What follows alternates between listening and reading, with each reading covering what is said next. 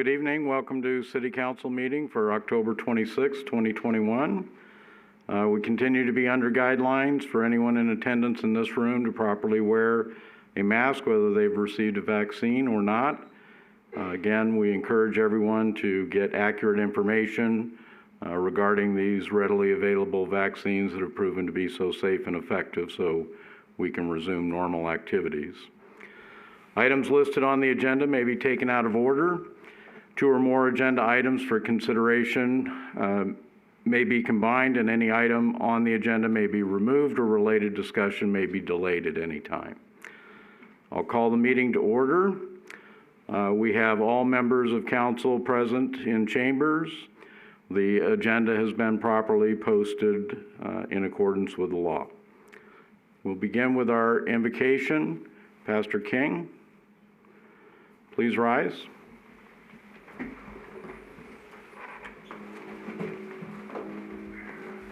Mr. Mayor, thank you. There we go. City Council, leaders, thank you. It's an honor to be here tonight in any capacity, and it certainly is a great privilege to come and pray for you and for all of us. So I do ask that everybody would join me in a word of prayer. Father, in the name of Jesus, we come before you this evening. Lord, we thank you that we can come into this place, and God, I pray for these city leaders. You have blessed them with positions of authority. You have blessed them with positions of privilege. And I pray, God, that you would help them to couple that with the sense of responsibility that is appropriate for their chairs. I thank you for these city leaders, Lord. I thank you for the city employees that are here. And I pray, God, that you would help them to be wise and patient, that you would help them, God, to be understanding, that you would help them to be excellent communicators and good listeners.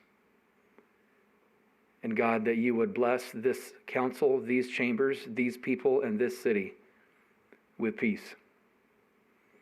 Your word tells us that we are to pray for those who are in authority, that we might be able to live quiet and peaceable lives.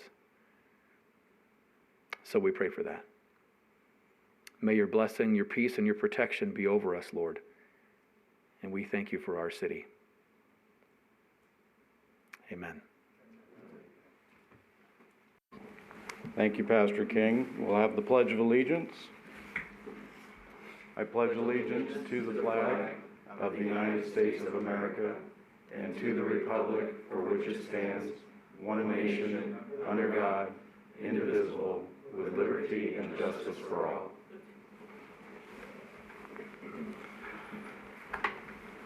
Again, Pastor King, thank you for your kind words and words of wisdom as well.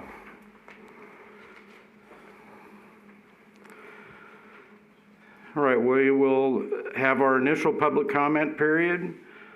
Comment during this period is restricted to items on the agenda. Each speaker will have up to 5 minutes.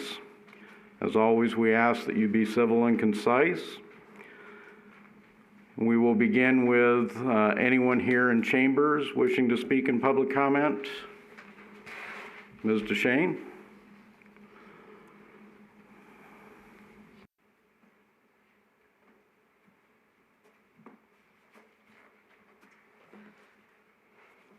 Judy DeShane. I forgot the number of the agenda item, but it has to do with the adding land for solar leases. I would be very much in favor of that. I think that everybody wants renewable energy. It has to be someplace we have an ideal spot for it, as well as we get the lease revenue, which helps our town overall. So I know the Planning Commission wasn't in favor, but I am very much in favor of adding that and leasing out additional solar fields if we can. And the other thing was the land management plan. I am very skeptical about the battery part because I just have a thing about lithium-ion batteries. They're very hard to dispose of. They are a real hazard, or environmental hazard, And as the report states, if there should be a fire for whatever reason, and I'm sure all safety protocols will be in place, but still, it does happen. It could be a real detriment to the people that live in that area particularly, or if it's a windy day, it would affect a larger area of the city. So I think that should be thought over very carefully before we went ahead with that. The other thing on the land management plan that I didn't know about was the agricultural to be down there, and that we would have to add water service and such. And where we have a heavy restriction on water use now, agriculture, to do it successfully, it's not Mr. Sorensen's problem as such, but to have enough water to adequately do what he wants to do down there for 182 acres, that might present a problem. So that's another one we should probably think about before we actually take it. So thank you. Thank you. Anyone else in council chambers that would like to speak during public comment? All right, we will take comment also via phone. The number to call is 702-589-9629. Anyone wishing to speak in the initial public comment period, you may call in now. Again, the number is 702-589-9629.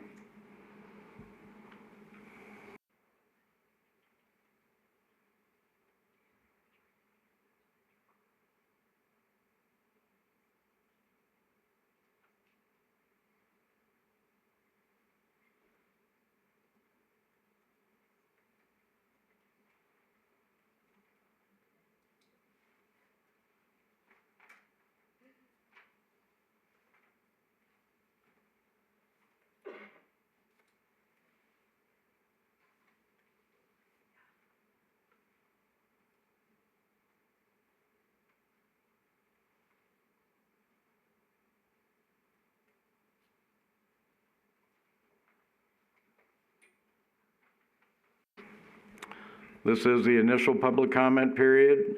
Again, anyone wishing to speak on an item on the agenda may call 702-589-9629.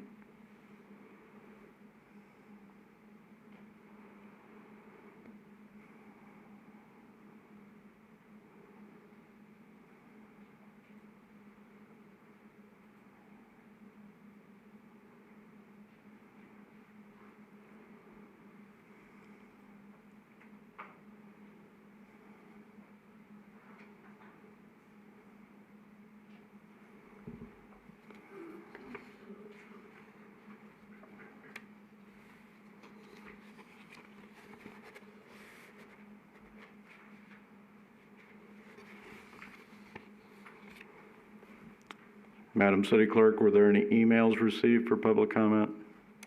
None were received. Thank you.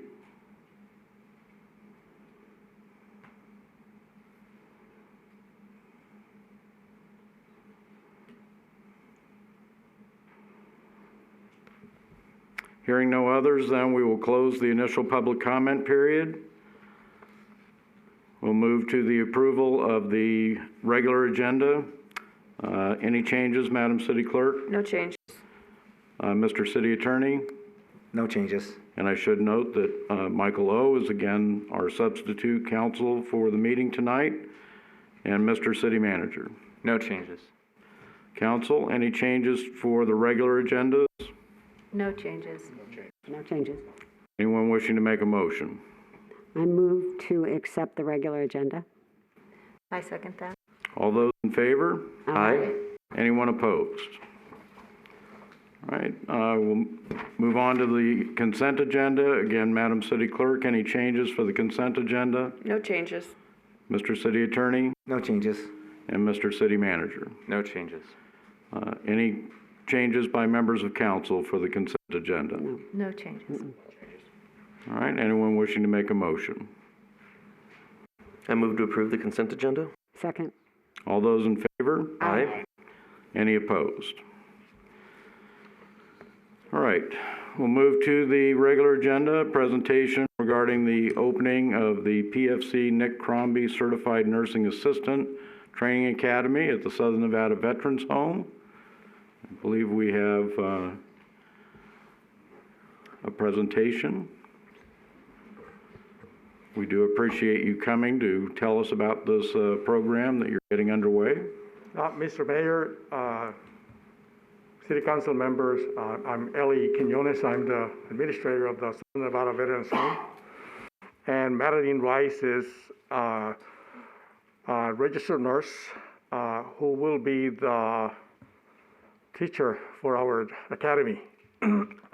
So nursing homes, like many industries in the country, are having an issue with staffing. It's very difficult to find qualified licensed staff and nursing assistants to work in nursing homes. 99% of nursing facilities in the country are suffering from the lack of qualified staffing. 99%. So that means everybody. So we came up with this idea that will allow us to certified nursing assistants, hopefully Boulder City residents. And we call that academy the Nick Crombie Certified Nursing Assistant. So Nick Crombie was a 19-year-old Nevada resident who died during combat actions in Iraq while serving as a combat medic.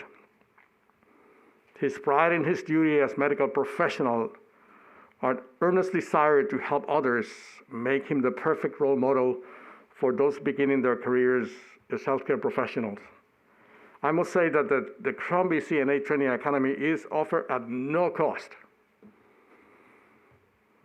And it's an unpaid internship program.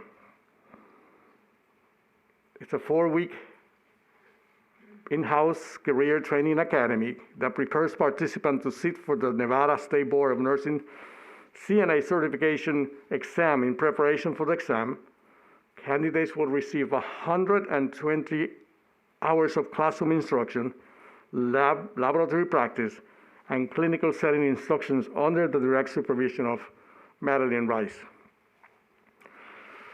This is our answer to a real problem that we're experiencing, not only in our home, but we know other nursing facilities located within our community are experiencing. Our goal is to certify and graduate 100 nursing assistants in the next 12 months. The first class is going to start Monday. We have 12 applicants. We're very happy with the quality of people that have applied for the first academy. It will be held every 3 months. Any questions, I'll be happy to answer them. Actually, Madeline will be happy to answer them. She's the teacher. Thank you. Questions or comments from council members? Councilmember Bridges? Thank you. Now, what a brilliant idea. I was reading about this, and I'm familiar with the information that's come out on the nursing shortage, and this seems like a brilliant idea. I was going to ask you a question which you already answered, which was how are you going to promote it and let people know, and it sounds like you already have brilliant applicants who are going to be starting on Monday. Will that satisfy the need, or will this be an ongoing program? Thank you. The program will be ongoing. Approximately every 3 months, we will have a group in, and so far, very excited about it. Our team members are excited about it, and we think that it is certainly a model that others can perhaps emulate. Have you promoted outside on this? Yes, we have. We have promoted within the state newsletter for the department. Local news channels received a press release. So there has been some information placed in the public, yes. Okay, thank you. Councilmember Jorgensen? Is there a cap on the number of every 3 months, how many you could have in a class? Yes, considering that it's a one-woman show, 15 is the number. Okay, so 15 is the number, and then they would contact you directly at the veterans home, or how would that happen? Yes, ma'am. They should simply reach out to the veterans home, and we'll be happy to get them started in the processing. That's a great opportunity. Thank you. Yes, thank you. Councilmember Adams? Thank you, Mayor. Yeah, like everyone said, this is a wonderful opportunity for everyone. You just commented, being a one-woman show, 15-member. If this is something that proves to be successful, is there a likelihood that it's something that could grow potentially, or is it really kind of based on what you guys currently have that it's kind of at that level? So, we are planning on a $65 million refurbishing of the facilities to start within the next 2.5 years. So that new facility will have a brand new classroom, modernized with software and whatever is needed. And at that point, most likely we'll be able to expand the number of residents, students for sure. Yeah, absolutely. Excellent. And I know I've seen on the news, obviously this is, occurring in so many different industries, and it's very critical when it is in our healthcare needs. But I've also seen it seems to be that there is a growing interest among young people who are looking to get into this field. So hopefully this is just one more step for them to take to get into that, so we can start to recover those numbers and get back on track. So I really do appreciate the work you guys are doing. Thank you. Thank you. I would just like to comment that this has obviously been a very difficult 1.5 years, almost 2 years now, for everyone in the healthcare industry. Having seen the work that Director Quinones and previously Linda Gellinger has done out there at the home, again, my hat's off to you and all the staff there that have done such a great job during this period of time. Can you describe a little bit more about what a certified nursing assistant's role would be? So the certified nursing assistant is the direct care partner in caring for our veterans. They are there to assist in their basic needs: bathing, feeding, transportation, moving from one spot to the next. Social interaction, if you will, because that's been a real challenge over the last nearly 2 years, as you know, with the residents not being able to move about as freely as in past years. But the certified nursing assistant is the first set of eyes and ears for the nurse.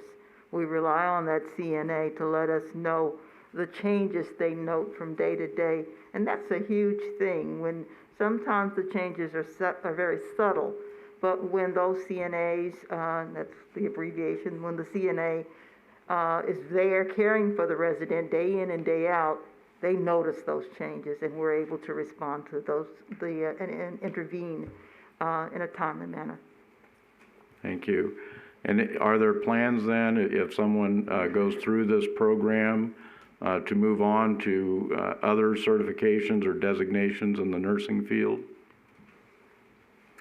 So I'd like to think, and I think Ellie will support me in this, that this is just the first step. The shortage also exists in the nursing ranks. But as with anything, we're starting off with baby steps with this program. But I would certainly be encouraged to take on another challenge, such as the LPN program. I think that would be appropriate for our facility also. Thank you. And lastly, I'll say that shortly after this notice had come out to us, I had an opportunity to attend the ribbon cutting for the Christensen building at the Nevada State College, and had talked with the assistant dean, I believe. They were very excited to hear about this program. I don't know if they've had an opportunity to reach out to you, but with the programs that CSN has, he indicated that this would be something that they think their students could benefit from, and also maybe be able to offer some assistance in the training program that you have as well. And, you know, we're in a great situation here with CSN and Nevada State College just being, you know, a short drive over the hill there. So good luck to you. I understand how important this type of program is. Thank you. Thank you. Thank you for your support and your time. Thank you.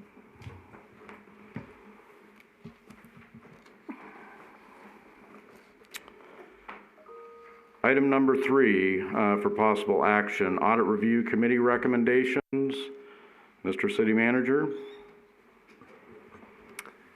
Yes, this evening we held the Audit Review Committee meeting, and I'll turn this over to the chair of that committee, Chairwoman Bridges. Okay, thank you. We met, the Audit Review Committee met earlier this evening, and we met with the finance director, the accounting manager, and an audit partner, the audit partner from Hinton Burdick, on the city's financial statement and the comprehensive annual financial report. One of the top things we discussed, it's important to mention that this is the first time that we have prepared this report in-house. Use an outside auditor. We had a presentation from the accounting manager and audit partner who reviewed the higher level highlights of the report.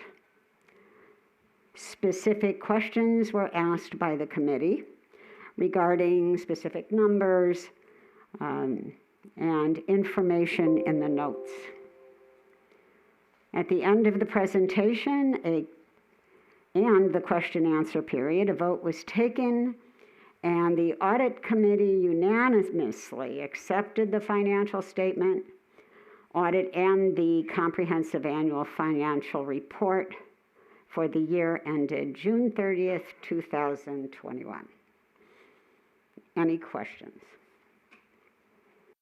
Questions or comments? Councilmember Adams? Thank you. Thank you very much for the report. Were there any findings that were unusual or unexpected? There were no findings. There were numbers and financial reports, and it was easy to find where those numbers came from.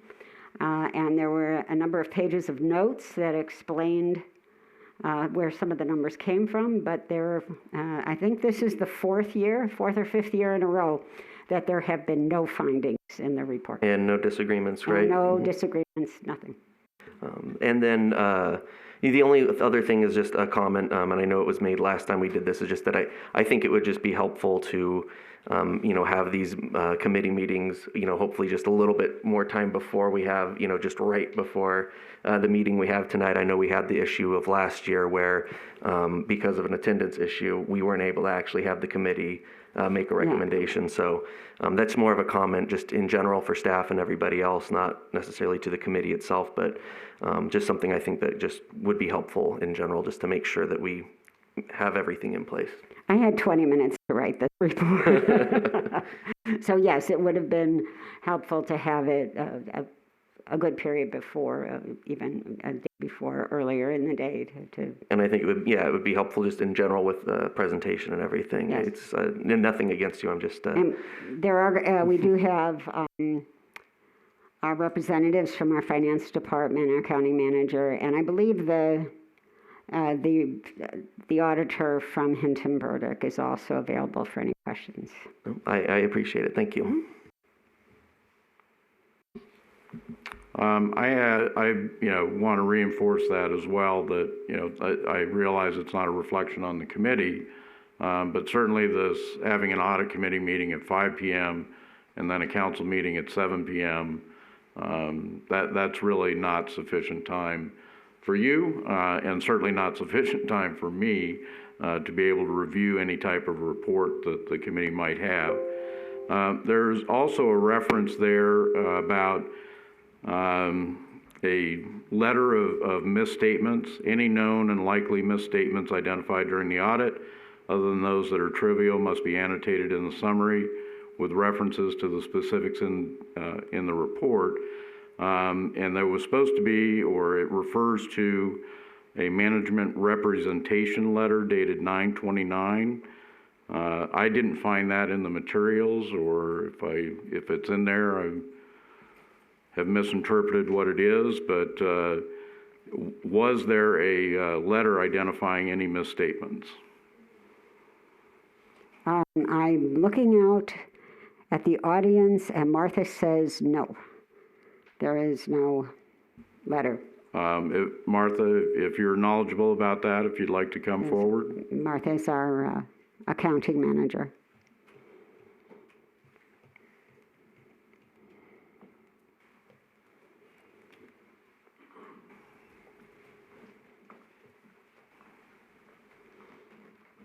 Good evening. The auditors did not have any misstatements to be reported in a letter. The letter they did issue is included in your packet, and it does not include any misstatements other than what they considered trivial, some small adjustments for accruals, etc. Okay, because it's that letter that refers to this other statement, so. The letter you're referring to is a management representation letter. It's a letter that the finance director signs annually that is addressed to the auditor, that just says that we didn't hide anything, we told them the truth, we provided them all documents. That's the letter you're referring to. Okay. Well, again, what I'm referring to is that specific statement about there's supposed to be another letter, and Yes. I wasn't able to find it, so. That's the letter he's referring to, is the letter back to them. All right. And as was noted, the committee never met last year, and I know there was one representation that, well, there was nothing wrong, so there was no need for a meeting. I think that misses the point of the audit committee, that the committee needs to meet to see what's been done.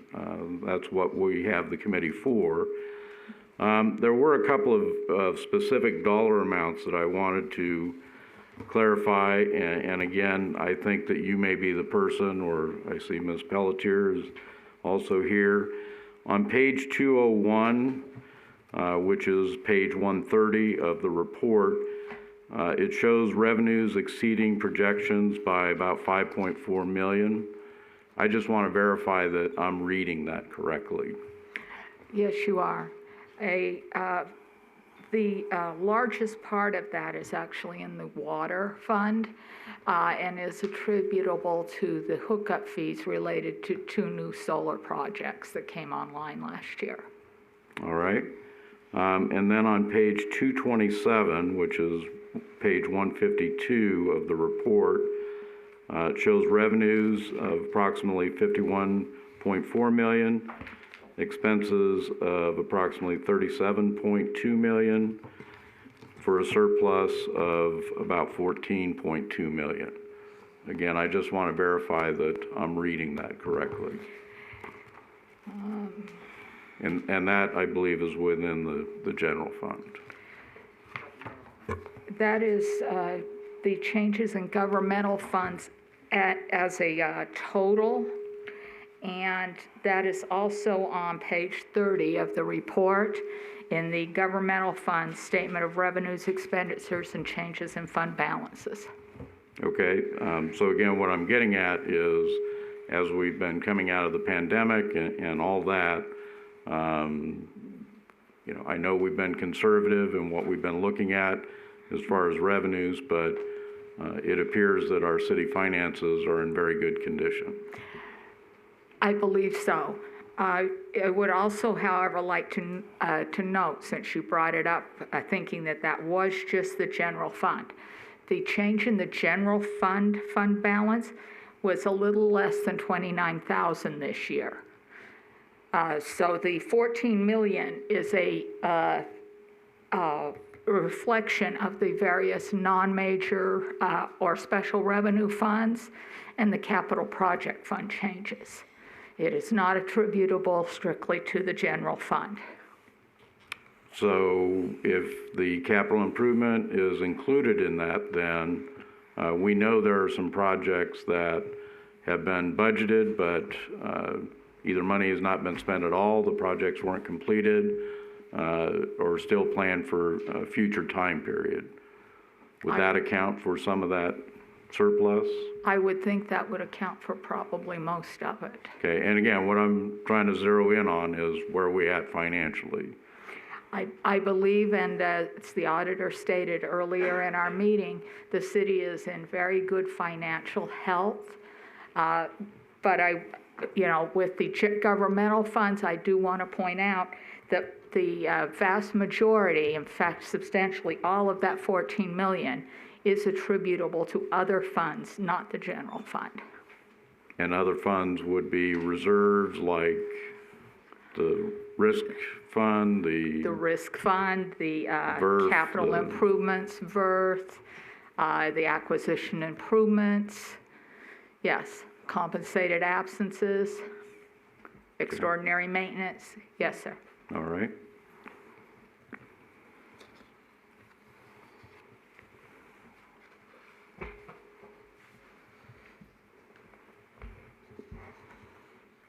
And in that compensated absences fund, I believe that amount in there is somewhere in the neighborhood of 4 million. Just a moment.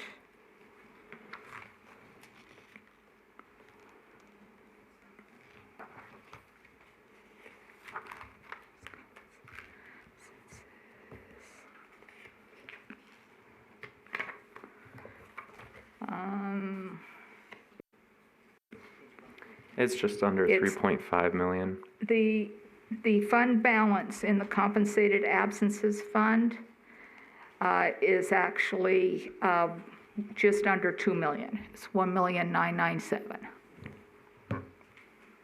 Anybody want to pick another number? It's on page 95 of the report. That's what I was looking for, was the specific page. Okay. That's the fund balance here. That's the government-wide. That column is 100% of all governmental funds, plus the accrual adjustments. What he's asking about is the compensated absences fund here on page 95 in the report. Yes. Yes. Okay. There was also a mention in the letter from the audit firm regarding the obligations for things like PERS, but I really didn't see a measurement of that. I know that the employees, this was a change that the state legislature had made, I believe 2 sessions ago. Employees are contributing more towards their retirement fund than they had in the past. Was there an evaluation on where the city is with regard to its obligations versus how much is being paid in? The PERS information is reported actually in a couple of places. The liability for the city as a whole is 34.7 million, and that is on page 21 of the report. And starting on page 65, there are several pages of notes related to PERS. First, that talks about the retirement plan as a whole, the valuation, the inputs to the valuation, etc. Okay, but no specific evaluation done. And I realize this is an audit. It's not an analysis of that. The PERS system itself provides for a audited financial statements and an audited document of employer contributions and individual liabilities every year. So that would be separate from... That document is separate. However, significant portions of that document are incorporated in the notes in page 65 through 69. All right. Thank you. Those are the questions I had. Anyone else? Any other questions, comments? Mr. Mayor, just for clarification, I was looking at liabilities and not the fund balance. No, that's not good. The liabilities are higher than the balance, but we are where we are, I guess. I just wanted to make one comment about last year's Audit Advisory Committee meeting. We didn't have a quorum, but we tried to have the meeting. I just wanted to put that out there. Okay. Thank you. Anything else? Okay. Anyone wishing to make a motion on this item?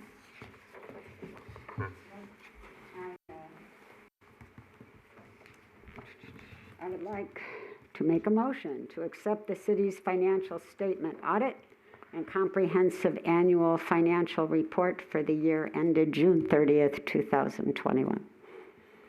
I'll second that. All those in favor? Aye. Aye. Anyone opposed? Again, thank you. Good to see again that the audit is coming out very positive. Appreciate all the work. Thank you. Thank you.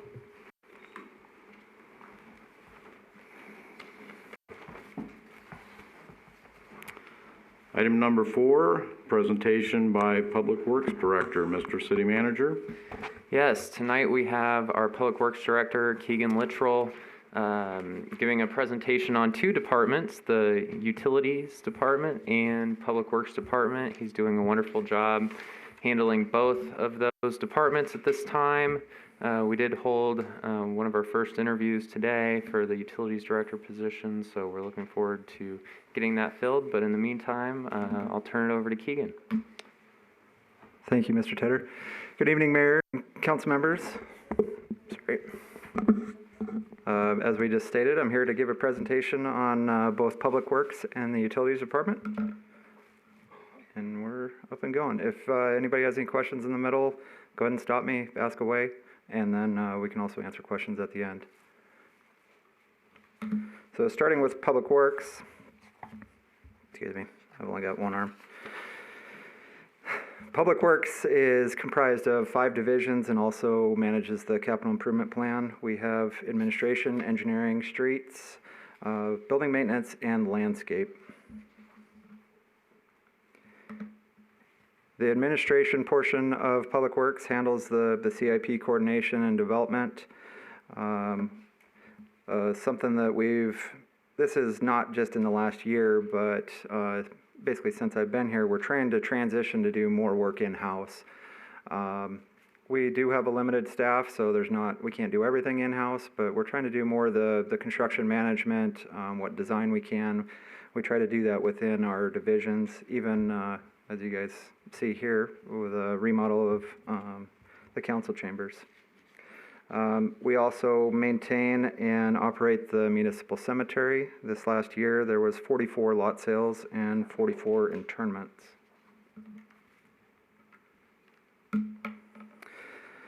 Engineering handles all of our design and construction management, whether we do it in-house or we have to hire a consultant to do it.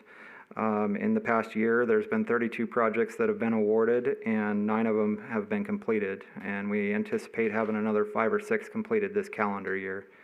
Some of the projects range anywhere from just barely starting their design or being bid out or under construction. A couple of the highlights that should be finished up this year, as anybody that came into town today or yesterday, they noticed the work on Nevada Way. That's the end of our annual slurry seal project.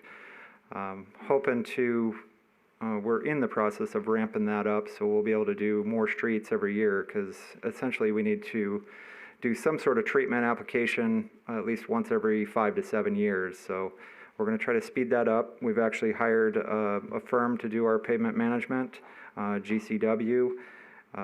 And they'll be working directly with RTC, because as we all know, RTC is very gracious and pays for any of our improvements within the right-of-way. So with their staff and our staff, I anticipate that we'll be able to move quicker on all of our street maintenance projects. Some other ones that are going to be completed this year, our BC Tap to Buchanan overhead line, the electrical line. They're currently working down by the school on Adams, as we speak, they're anticipated to be done either December or January. There was a long lead time on their poles, so that has slowed it down. It was supposed to be done by now, but a couple more months and they should be done. And then we also have our Arizona Street and Avenue B electrical project. We had to put those guys on hold for a little bit because of the temperatures. We didn't want to disconnect our substation over at the shops and run the risk of having people without their AC. But now that it's cooled off, their crews are going to come back and finish up that project. So that'll be done this calendar year. And then also the Hemingway Watershed project, the channels that's being reconstructed, that one's also going to be done somewhere around the Christmas time.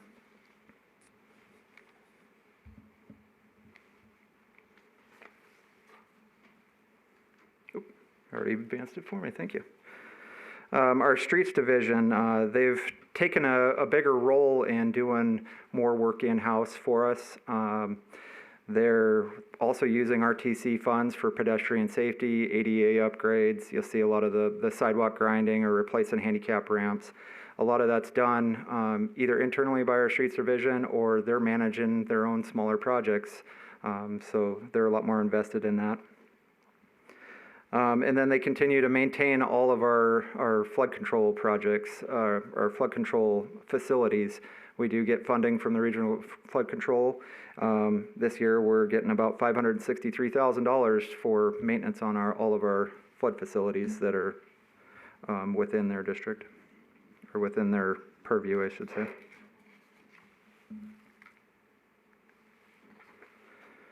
Building maintenance, back in FY20, council approved the hiring of a new plumber, HVAC, and another facility maintenance worker. That's allowed us to bring a lot more work in-house. We're continuing to monitor our cost savings or cost avoidance. One example is just the council chambers. We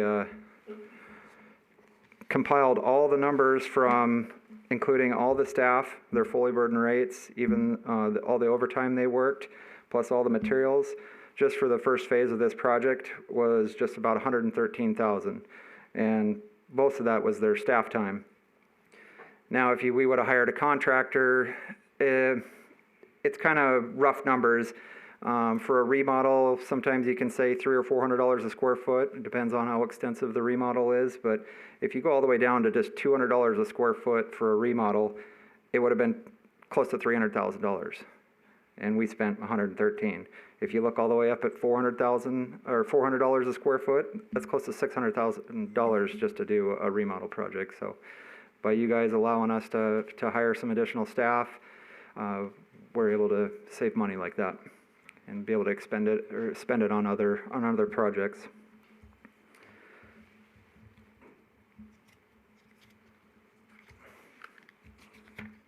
Should have brought my iPad. Landscape. They're in charge of maintaining all of our turf areas, our medians. They're currently maintaining over 230 acres of grass or municipal grounds. As you can see on here, 10 sports fields, 7 neighborhood parks, municipal cemetery, and then also 9 miles of medians and landscaping along the streets. And then with every project we add is more work for them. Those guys work their butts off just like everybody else that's in public works and utilities, but these guys, you really get to see the great work that they do. A couple of the projects they've been working on, I know it's been brought to my attention about some of the trees dying off on some of the major roadways, Veterans Memorial, Adams, Georgia.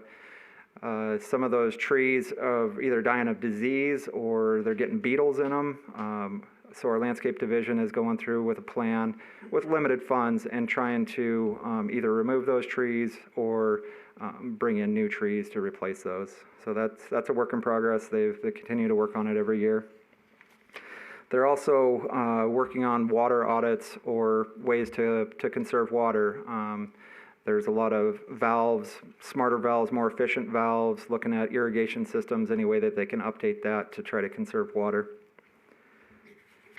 And then another great help for them is the Nevada Division of Forestry. Their crews that come out and assist us with labor. pennies on the dollar of the work that they do helping us out. It's a lifesaver for that crew. On to the utilities division. Do you guys have any questions on Public Works or want to wait till the end?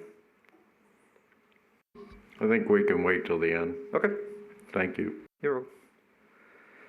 So the utilities division is comprised of water, wastewater, electric, and then oversight on the landfill. We actually have BC Waste that does the daily pickup, but we do the oversight, the reporting on that.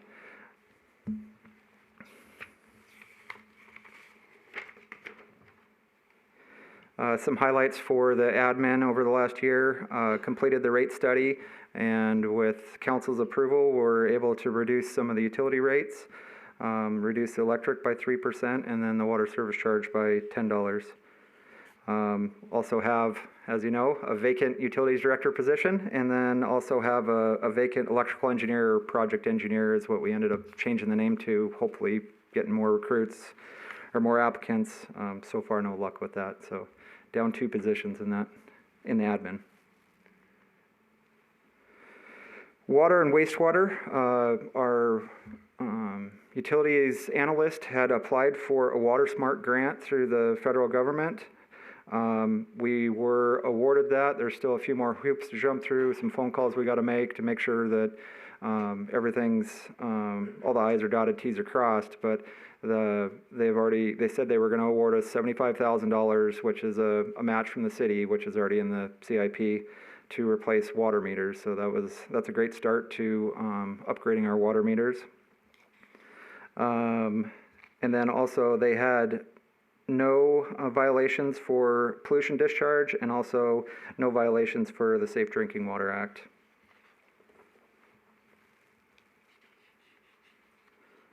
Electric, one of the major projects, it's probably been a little bit over a year, is the 69 kV loop.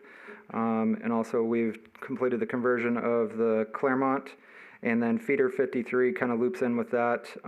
We're working on another portion of feeder 53, the design in-house, but a portion of that has been completed. And then I previously mentioned the Arizona feeder project is going to be complete this winter.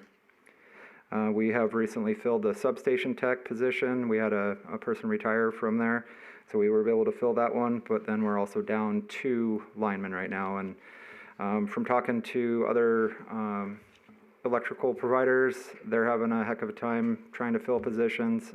There's a lot of people leaving, going either to California or down to the southeast. They're getting big sign-on bonuses and working around the clock, so all these linemen, all these linemen are getting paid big bucks to go work elsewhere. So we're hopeful. We're going to keep looking. We're trying all avenues to try to fill those positions, but no luck so far. And then waste management, as I said, that we have BC Waste that runs the daily pickup, but we do some of the CIP projects and the reporting for them. So we've done the landfill closure, and then we've also done a recent volumetric survey just to see how much more room we have. And then working on the Tier 2 air quality permit. And then we did actually receive a warning notice from the county health or air quality. It just had to do with reporting, sending in a report on time, so it wasn't anything that was done incorrectly. It was just a report that was sent in too late.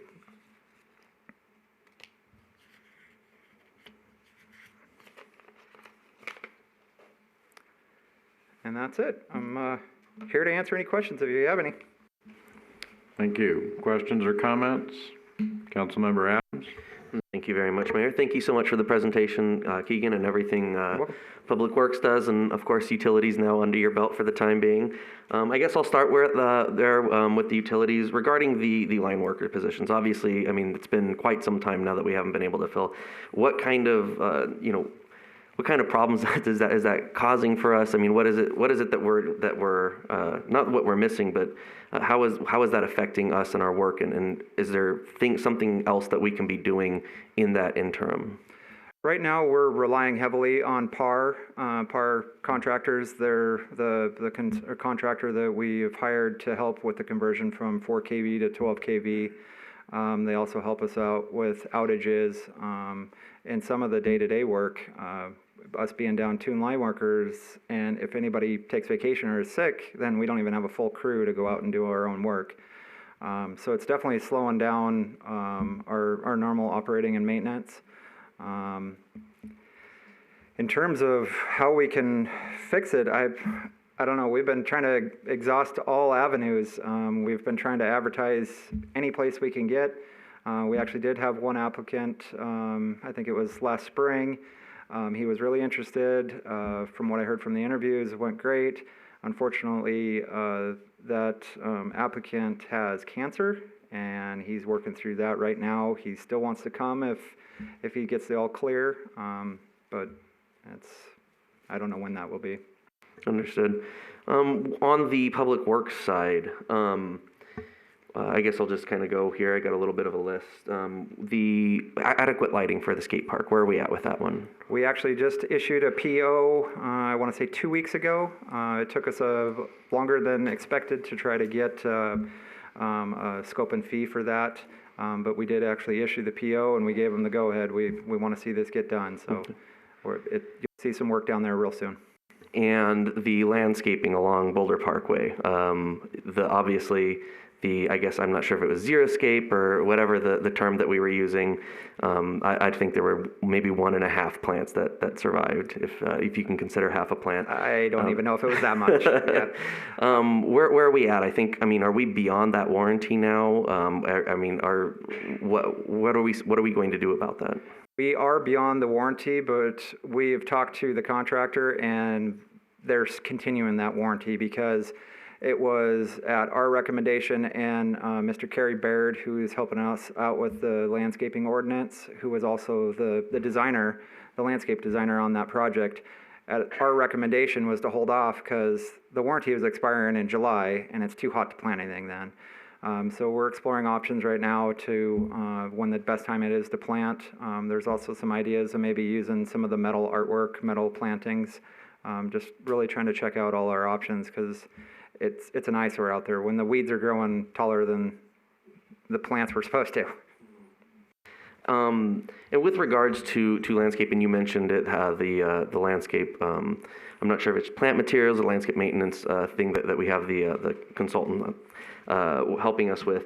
I do hope that it is, a very comprehensive kind of maintenance program in general that covers, things like, the irrigation needs, removal, replacement, guidelines, just even just if, also keeping track of what is successful out here. What are we seeing that is successful? What is not? And if we can actually create something that's pretty concrete on this is how we are going to do things, then as we see things work and not work, we're able to kind of fix that. And then as, we all come and go, the next people who come into our place has a good starting space to go from. So I hope that we're, moving to be, very comprehensive with this. I know you mentioned all the work that Sergio and his team is doing down there for landscaping, and it's a hard one because, you can, a crack in the road, not everybody notices, but some dead trees and everybody sees it. It's an eyesore. So I understand the immense pressure, and I know you mentioned, the limited funds. It's important that we spend within our means, but if there is a need that we aren't, meeting, I think, we need to be sure that we're aware of that because the situation we're coming into with the drought, with our water conservation needs, we are going to have to put in an investment so that down the road we're not paying, more than we need to be. So in the end, that's I think the really responsible thing to do. Let's see. I think that's got about it for me. But I think you guys do a really great job. You don't have to go very far over the hill, and nothing against our colleagues out there, but when you drive into Boulder City, you can just see how special and unique this place is, and a lot of it is because of the work that Public Works does. So, thank you. Much appreciated. Yeah, they all pour their heart and soul into it. We couldn't have a better team. Agreed. Thank you. Anyone else? Yeah, I got one. With contracting out the lineman position to PARS, are we saving money or are we spending a lot more money than we should with that position? Versus doing the work with our own line crew, yeah, we are paying more. It's just the nature of the business. When you hire a contractor, you do pay more. We're able to, if we're doing the work in-house, we're paying our own labor, which is usually less because there's a markup in the profit. With PAR, they are kind of a lifesaver because they can get the right crews here if there is an emergency or an outage.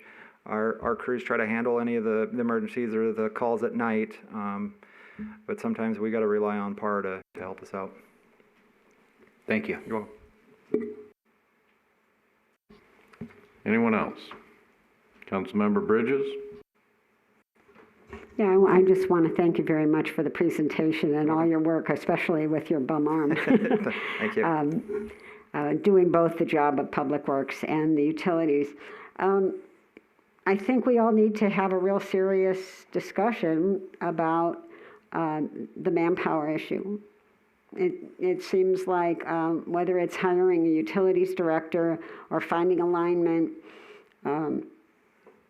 tries to do most in-house. We have 2 vacancies and have had problem hiring. 50% of the people who apply are not qualified. So it's not just one position. It seems like it's an ongoing issue, and I think we had a talk about, it's not necessarily salary. It's availability, it's, you said the one person you think went back and to use it as a compensation tool at their current job. Yep.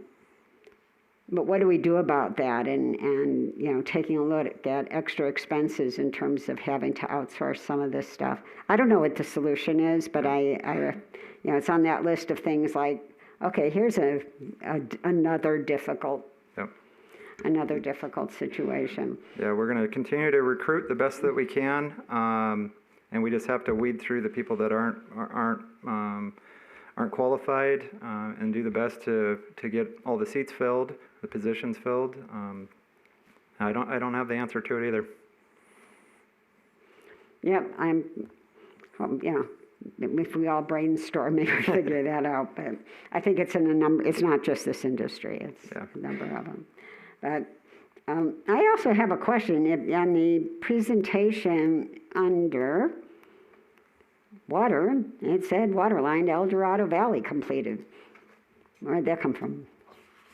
That's one that, it was completed a little bit over a year ago, but I'm not sure with COVID if we actually presented our annual report last year. That's the phase 1 and phase 2 of the El Dorado line, the one that goes down just past I-11. Is that the one that doesn't have any water in it? Correct. Okay. The construction's complete, though. The construction of what was expected to be constructed up to that point was Correct. complete? Yep. Okay. I just wanted to make sure. I thought that's what it was. And then the issue of sewage lift stations. Taking care of those issues that come up from that. Yes. We've received a number of complaints. There was some smaller things that we implemented in the past year to try to take care of the sewer gas smell. Some are working okay, some don't seem to be working. So we're exploring all options right now without having to do a full rebuild. We do have full rebuilds of some of those lift stations in the near future, but we're trying to tackle the odors right now before we actually construct a project. Okay. Thank you. You're welcome. Mm-hmm. Questions? Again, I know we gave you 2 jobs and 1 arm to do both. That was my own fault. Hopefully you're healing well on that. Since the issue of the personnel shortages has come up by a couple of members of council, I know in talking with Mr. Tedder, there are things that are being looked at. We've reached out to the union, we've reached out to other sources. We may need to look at some type of an apprenticeship thing. If there's people that are not experienced at the level that's needed, perhaps we bring in someone who's not quite up to speed and help them do that. Mm-hmm. We also are conducting currently a class and compensation study, and hopefully that will give us some insight as well on where we stand with payments, salaries within the industry as well. I've certainly seen a lot of progress, and I thank you and your staff for all the work that is being done. I've seen it just steadily increase in how things are working out. A couple of people that I wanted to mention specifically, Carol Ellis and Shannon Reimann. I know that they often don't get recognized, but from what I've seen, and I certainly don't have an opportunity to observe their work daily, they've done a terrific job of bringing organization, reporting, those types of things that I think were missing in the past or certainly needed improvement. Paul Sikora, the purchasing manager, again, I think that has helped probably across many of the things that the city does with his way of doing purchasing of items. I've heard from the Utility Advisory Committee that, that's one thing that may be looked at, and I know you've mentioned it as well.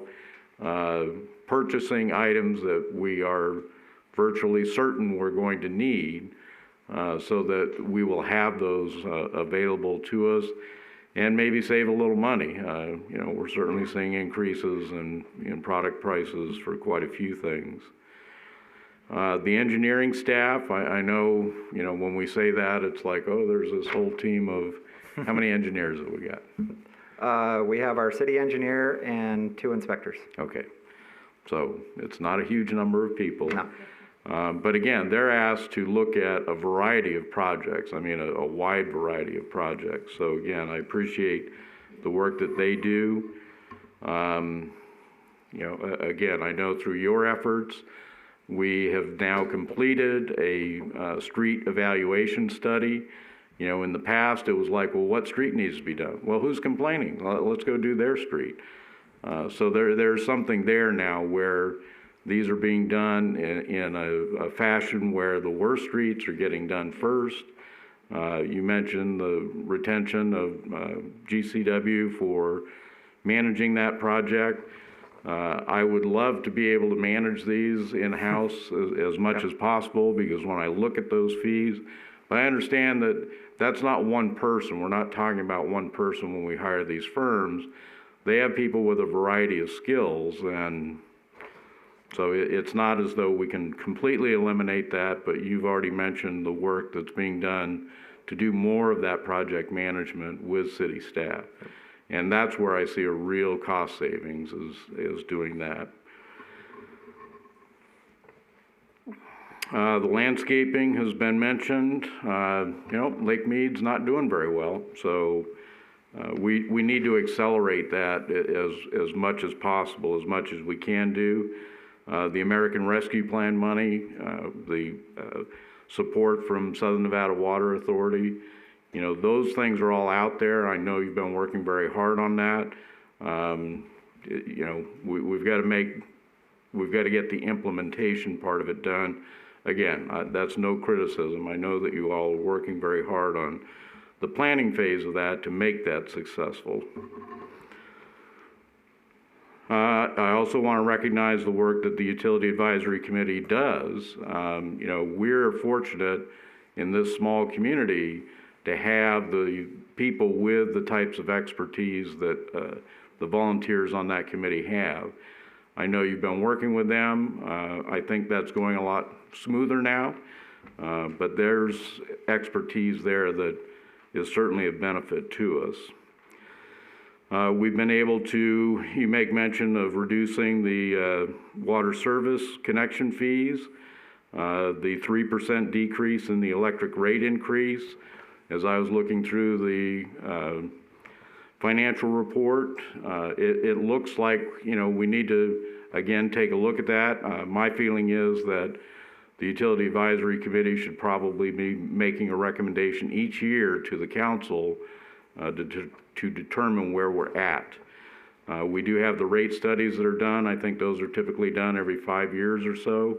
But in that intervening period of time, because again, it appears, and I know there are projects that still need to be paid for, we're still accumulating surpluses in that utility fund. Councilmember Bridges had mentioned the water line to El Dorado Valley. Okay, it's the water line to nowhere. Is not to El Dorado Valley, because it really doesn't go to El Dorado Valley. Has no water in it. Has people down there say they don't need another pipeline, so it's a $2.5 million, I think, project, that water pipe that has no water in it. You had mentioned, there was a mention in here with the landfill projects about the violations with the Clark County air quality, that was due to a late report. Okay. Yeah, we have 30 days to report the semi-annual report, and it was my understanding, going back through old files and emails, that it was just past that 30 days. Okay. But what I'm getting at, it wasn't, the air quality standards weren't violated in any way. Nope. I mean, it's not good to have a reporting issue, but it's better than having something wrong with the air quality. With the CIP projects, again, I know council will be discussing that more in the future. I believe we need a way of showing what we're doing on an annual basis, because the way it happens now is we estimate projects that can't be done in one calendar year, and then the budget starts getting a little fuzzy about what actually is being done. So I think that's something that we'll be talking about in the future, as to how that budget looks, to give the public a better idea of what is being done. Mm-hmm. Okay, that's all I have. Any other questions or comments? Councilmember Jorgensen? Yeah, I just wanted to state also that some of what you do is so visible to the community, like the streets, and some of what all of you do is not visible, all the hard work that you put in. I know that I'm grateful for it, both with the visible and non-visible, because then the questions asked, as the mayor said, typically come for, why isn't my street being done? I notice an uptick in that. I notice that we're really working hard, and I've been impressed with the landscaping and the other things. You've answered most of my questions that I had yesterday. I appreciate it. You're welcome. And thank you for your hard work, double dipping right now into 2 job fields. Thank you. Well, we know we're not paying them anymore, so I asked for double, but they wouldn't go for it. can't really call it double dipping, but Not in the pay area. no. And again, very much appreciated. There is one thing I forgot to mention, the C-Click Fix program. I see the numbers get reported every so often. Certainly the tickets reported and the tickets resolved looks pretty good. I don't know how well the community is aware of that, but clearly we're getting, a couple of dozen reports each month? Yeah, there's a lot of days, especially after a weekend, I'll come in, there'll be 10 or 15, and I have a separate folder for that, and it's easy to get 10 or 15. Sometimes there's 10 a day, sometimes it's a little slower, but. And again, I think that's just so much of a help to our residents that, the street light's out, or there's a pothole in the street or something, being able to do that online. There's a history to the ticket of how it's getting resolved, reporting back to the resident, all that. Mm-hmm. Again, I appreciate everyone administering that, responding to it, and taking care of it. Yeah, it's a great help to us too, because it's an extra set of eyes, or multiple sets of eyes. We don't drive on every street every day. I know it's not a very big community, but it's a huge help to us. Yeah. All right, anyone else? All right, thank you, Mr. Littrell, for all you're doing, and all your folks. Thank you. And for our council chambers. You're welcome. All right, we'll move then to item number 5. This is the annual update from the Finance Department. Mr. City Manager? Yes, tonight we have our Finance Director, Diane Pelletier, providing her report, but I do want to say it was mentioned the visible and non-visible things that the city does, and And while there are some things that are visible that the finance department does, a lot of them are unseen and behind the scenes, and they've been doing absolutely excellent work. I don't want to steal her thunder, but as we had mentioned in the audit item, the finance department, this was the first year that they did the CAFR in-house, the Comprehensive Annual Financial Report. That's a huge job, excellent work. And then they've also obtained the budget award from the GFOA for the first time this year, which again is excellent. So I'll go ahead and turn this over to Diane. Good evening again. This is the third leg of the triple treat, I think, because not the trick or treat, triple treat. You received from Keegan Luttrell the Public Works update for the year, the Utilities update for the year, and now we're going to present the Finance update for the year. And we've actually created a short video that we're going to be putting on the Boulder City website, and we'd like to share that with you, and then you can ask questions from that. It's short, so Brock?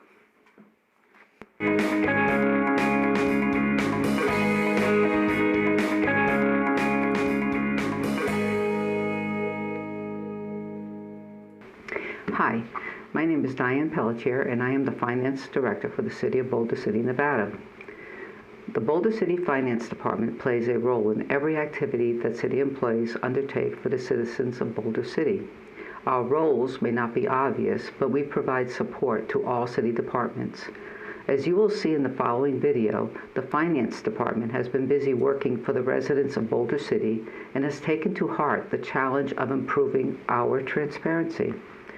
Our update includes a snapshot of what each finance division does for our citizens and city employees, along with our accomplishments over the last year and useful financial statistics. The success of the Finance Department is due to the people who staff it and their backgrounds. The staff brings over 200 years of government experience to the team, along with 50 years of private sector experience. The team backgrounds are widely varied, with 2 certified fraud examiners, 2 certified public accountants, a former electrician, a former city planning director, and a retired command chief master sergeant who served as a military policeman in the Air Force. The Finance Department consists of 5 operational areas. They are accounting, budget management, purchasing, contracts and real estate, and utility billing. Our accounting division handles the city's accounts receivable, accounts payable, payroll, and financial reporting. Our budget management division handles our budget preparation, monitors compliance with state and federal requirements, performs research and analysis, and monitors the budget activity throughout the year. The purchasing division handles all city purchasing, our expense contracts, including bid coordination, bid opening and award, risk management and insurance claims, grants and grant coordination, and is the city's primary contact for CARES Act coordination with state and FEMA representatives. The Contracts and Real Estate Division is responsible for all revenue contracts, including city land sales and land leases, grants and grant coordination, and financial transparency initiatives.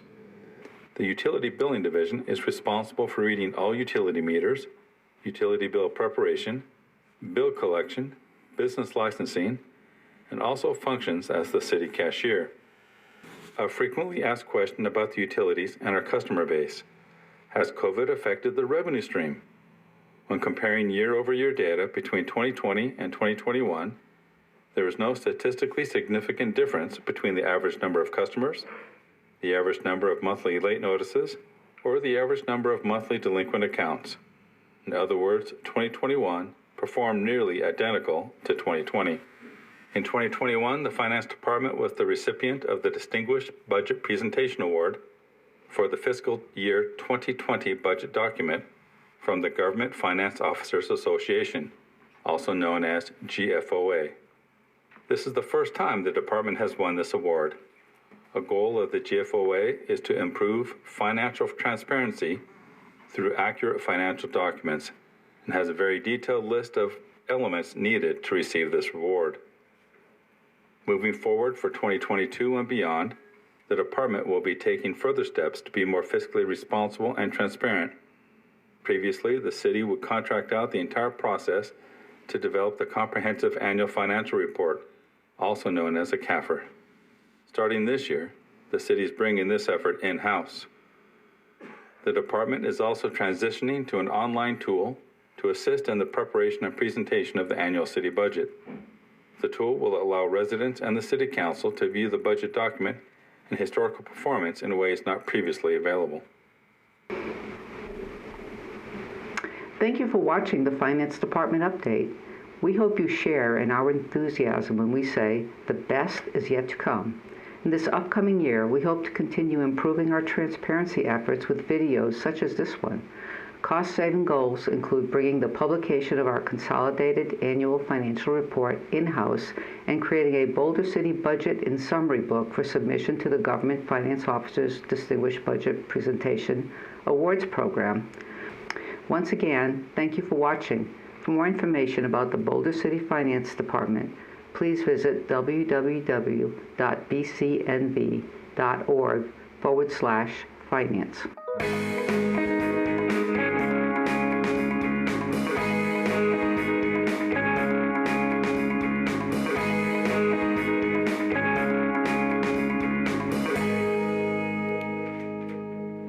I'd be happy to try to answer any questions you may have. Thank you. Questions or comments? Councilmember Adams? Thank you, Mayor. Thank you for the presentation. I thought it was fun to do it a little bit different. More so comments than anything. Obviously, you guys are doing tremendous work. It's just absolutely, it's noticeable. Just the amount of strides that have been made just from my time here till now. There's just it just shows that you guys are always looking to improve, and there's never any just resting on the laurels. Look how good we did it. This is how we'll just kind of keep it. It's always how can we keep improving.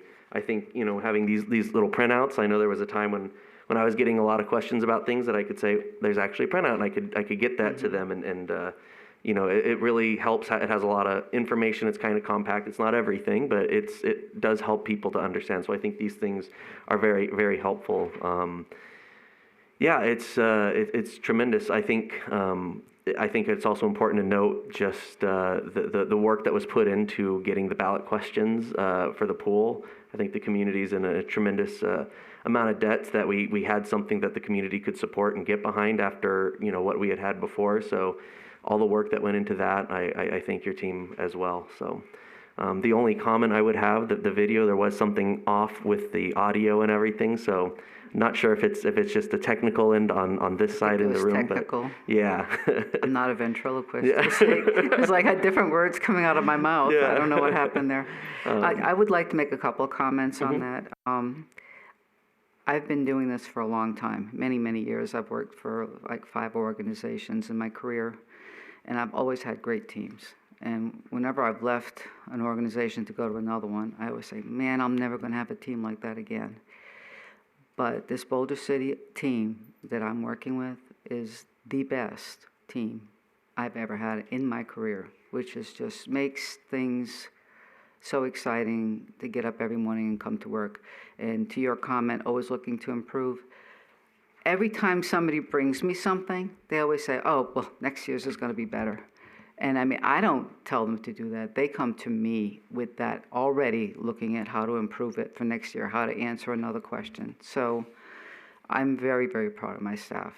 I think it goes to show just how invested everyone is in your staff. Very and much so. When you can continue to see how things can be improved, it's there's like an excitement to it. Not to call you guys nerds, I mean that in a very positive way. We're fun nerds, though. No, but when you have those things that you're passionate about, that you can focus on, and for a lot of people, those things aren't numbers. So it's very important to have people like you with us, because I can't think of, there's not a whole lot of decisions that get made here that don't come across your guys' desks at some point. So thank you so much for all the work you guys are doing. Thank you. Other questions or comments? Councilmember Bridges? Yeah, thank you. I want to congratulate you on your awards. Thank you. I think it's amazing. Award-winning finance department. I mean, that's what you all do makes my job easier. And I know where to find the numbers, and they make sense. And from the initial development of the program online, that everybody can go in and look at what we're spending our money on, and it's clear. My interactions with you and your staff have been simple. I mean, I get questions answered, and it's just, I'm very impressed. And I got also the way you display the information. You know, I had a question, for example, why the utility customer data didn't improve. I think I was also talking to Mr. Littrell, as to, it seemed like there was all this grant money out there, and why wasn't everybody current on their utility bill? And it's evident that they're just people who, I think that was the answer, they're just people who, I forgot to pay it. And so, but I got to see that kind of information so I could ask those questions. So these booklets are very helpful. They make it digestible.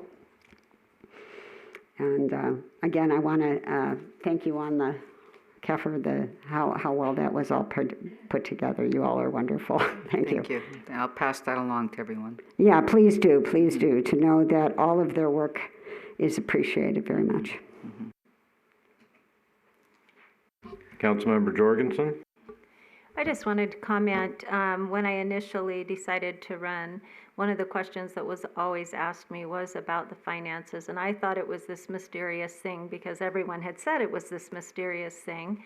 I did make an appointment with your office and came in and come to find out that all the hard work that's been done by the council before at asking for some transparency and on your behalf, lots of many hours, it was a lot simpler than I think people really recognize. And these pamphlets or these things that we've been showing up here are available to everyone in the community, and that you have access as a community to the financial information that we do, and that it is on Boulder City's website. And so I know that I appreciated that before I sat up here. I appreciate that even more now that I'm sitting up here. Great. And appreciate your hard work. Thank you. Thank you. Anyone else? It's been a long year. The pandemic certainly wasn't kind to people health-wise, but financially as well. There were a lot of questions over the past year. You know, what were revenues going to look like? Certainly the money that came from the federal government, both under President Trump and now under President Biden, has certainly softened any blow that we may have had to our finances, which, again, that's allowed us to do other things like keep people employed, provide money to some of our nonprofits for the people who are so dependent on that. The reporting that you all do, I know you were shorthanded for periods last year, is an immense improvement. I still think we have a ways to go. There The are best still, is yet to come. don't use it as a lead-in. I mean, if we can get there, then let's get there. But I know that Mr. Tedder also, with his familiarity with the Munis system, again, I like what we have, but I also recognize that there are some areas where certainly I could use some more information, and I know questions I get from members of the community. They also have some questions that I think we can help resolve. I think the means are there. I think the skill of the staff is there. We just need to respond to some of those items. Thank you. Okay, thank you.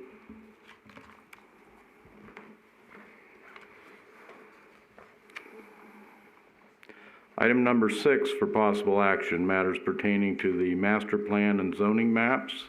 Mr. City Manager. Yes, Michael Mays, our Community Development Director, will be handling this. And if you have any questions on this 3-part item, there's also representatives from Skylar Energy in the audience. Good evening, Mayor, members of the City Council. Skylar Townsite LLC, the developer of the Townsite Solar Project, is requesting that the city amend the master plan and zoning for approximately 150 acres of city-owned land. This property is located south of I-11 and west of US Highway 95 in order to expand their existing solar project. For council consideration tonight, as Mr. Tedder had mentioned, there are three aspects to agenda item 6. The first is a public hearing to receive public input on the proposed changes to the city's master plan and the zoning ordinance. The second is consideration of resolution number 7359 to amend the master plan land use designation for this property from open lands, and you can see on the screen that the top panel, which shows the location of the proposed property, shows the existing land use designation as open lands. This resolution would amend that to manufacturing energy. And then third, council consideration of bill number 1908 to rezone the same 150 acres from zoning classification of S, or what we refer to as study, to ER, energy resources. And this map shows that proposed change for the zoning.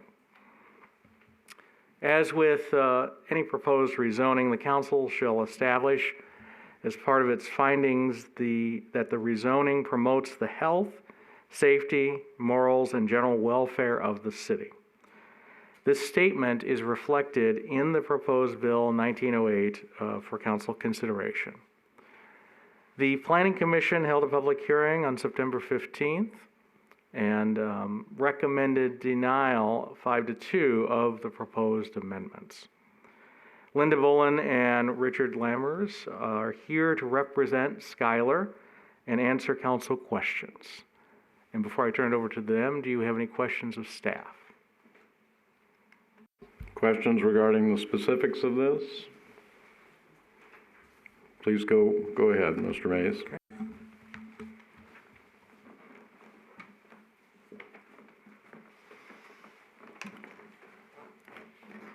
Good evening. My name is Rick Lammers, and I represent.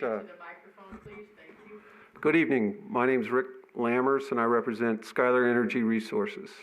And I'm Linda Bullen, legal counsel representing Skylar Energy Resources. And as Mr. Mays indicated, we're here to answer any questions that you might have. We have just a couple of comments that we'd like to make in advance. First of all, we'd like to thank the council and staff for all of the hard work that they have done, and listening to us and listening to our position and hearing about the project. We really truly appreciate the dedication that you all have to your jobs and to making the city a better place, and we do really truly appreciate that. I guess with that general comment, Rick has a couple comments. Sure. First of all, we support the proposed change in the designation and the proposed rezoning. If this proposed location was used for a solar project, it would generate approximately $5 million in lease revenue over the 30-year lease term, assuming the same lease rates of the existing town site lease. I know that there's going to be an appraisal to confirm the rates, but if the same rates were used between property taxes and lease payments, it would result in incremental revenue to the city of around $5 million.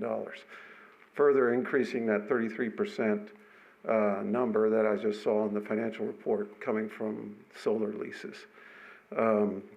Also, we always are keeping our ear to the ground on what's happening with the project during construction, even though that's being done by another party. And what we've heard is there's been some issue with respect to dust mitigation. Some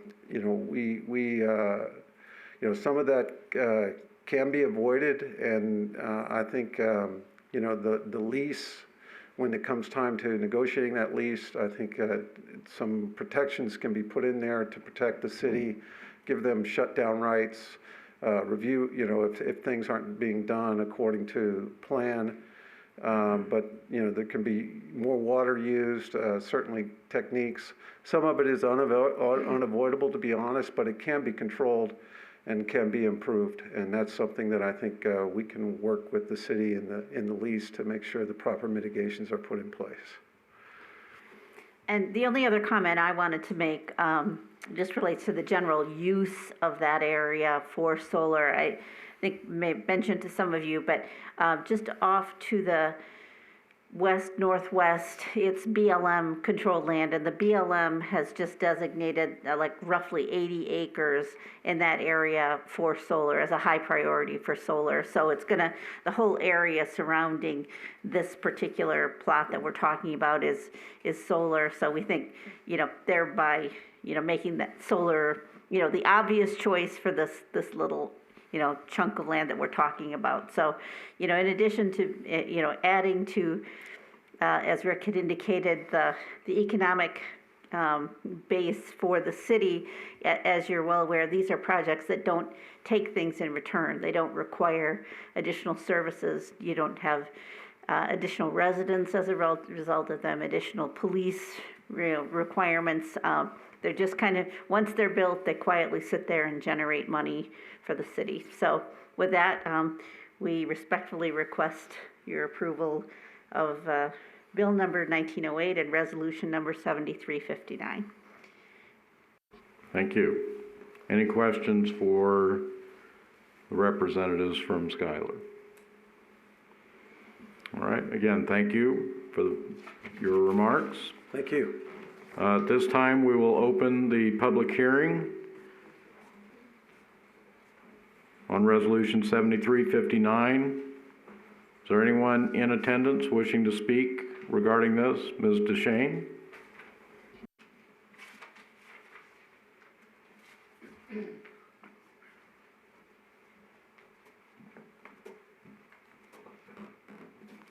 Judy DeShane.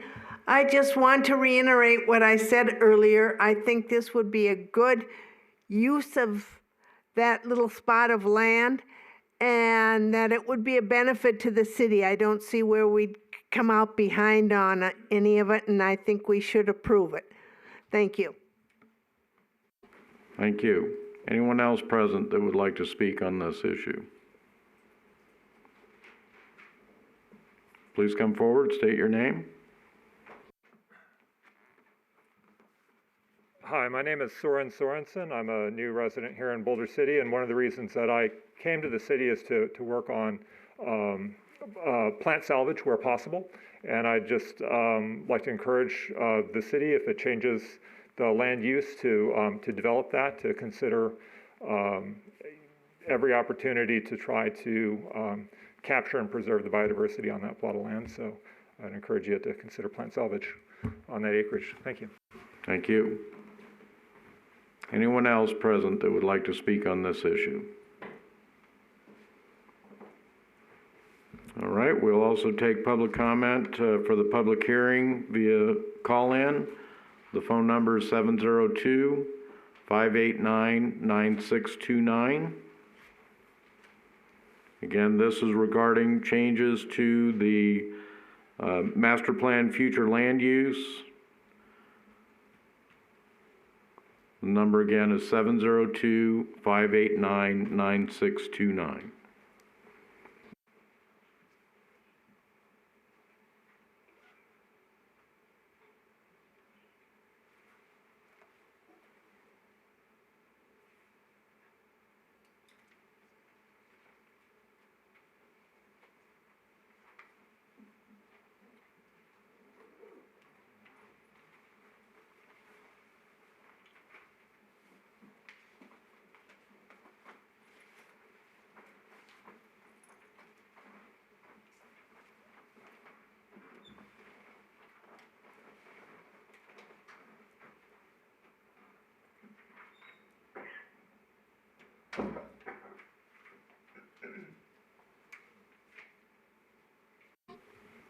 This is a public hearing for a proposed master plan amendment.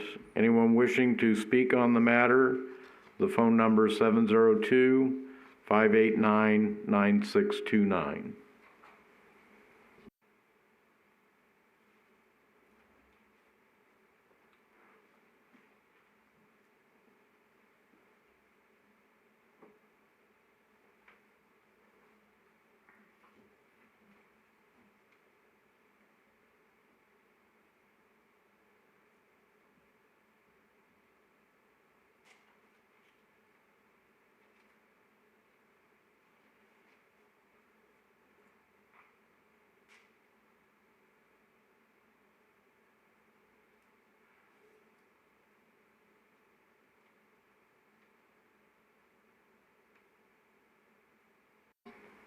Madam City Clerk, were there any emails received regarding this public hearing? Not regarding this item.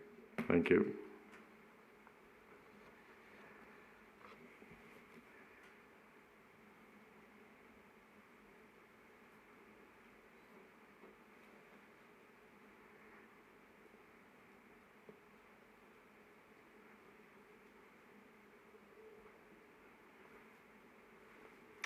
Hearing no others, we will close the public hearing then.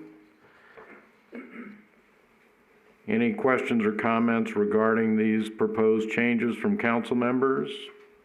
Councilmember Jorgensen? I just had a question about the comment that you made that BLM has approved the land around it for solar. What's the process for people building on that, for doing solar? And is that already in process, I guess, since it's going to be made into solar?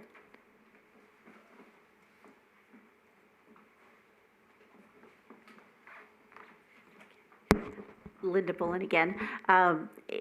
If I said approved, what they have done is determined that it is a high priority area for solar. And so there is a process involved going through the National Environmental Policy Act and a variance process prior to that. So there is a process. It isn't like automatic or anything, but getting into the queue at this BLM office as a high priority is a big win. It means that they will start the process. So we anticipate that by about the first, well, it's supposed to be the first quarter of next year, that process will start. And we can sure keep you abreast of how that's going. Okay, so that would make that little piece in there an island, is what you were saying, because it's all around there? Yes. Okay, thank you. And again, Ms. Bullen, that actually is a portion of this project, right? I mean, these are not unrelated things, the BLM. It's just that some of this land is under BLM control and some of it is the city of Boulder City? That is correct. All right. Yes. Thank you. Other questions or comments? Councilmember Adams? Thank you, Mayor. I'll just comment that it's always a pleasure to work with you guys. You guys always make yourselves available to council and staff, and at a moment's notice, if there's ever any questions that come up, you're quick to respond. So it's really appreciated. I certainly think this is the right move for us as a city, especially considering where it's located and the benefits to it.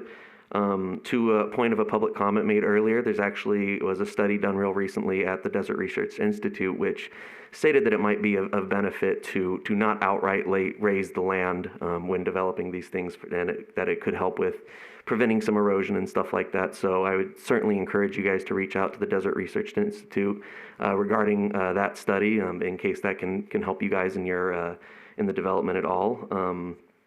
With regards, I think there's obviously that the Planning Commission did vote against this. However, I frankly just disagree with that decision.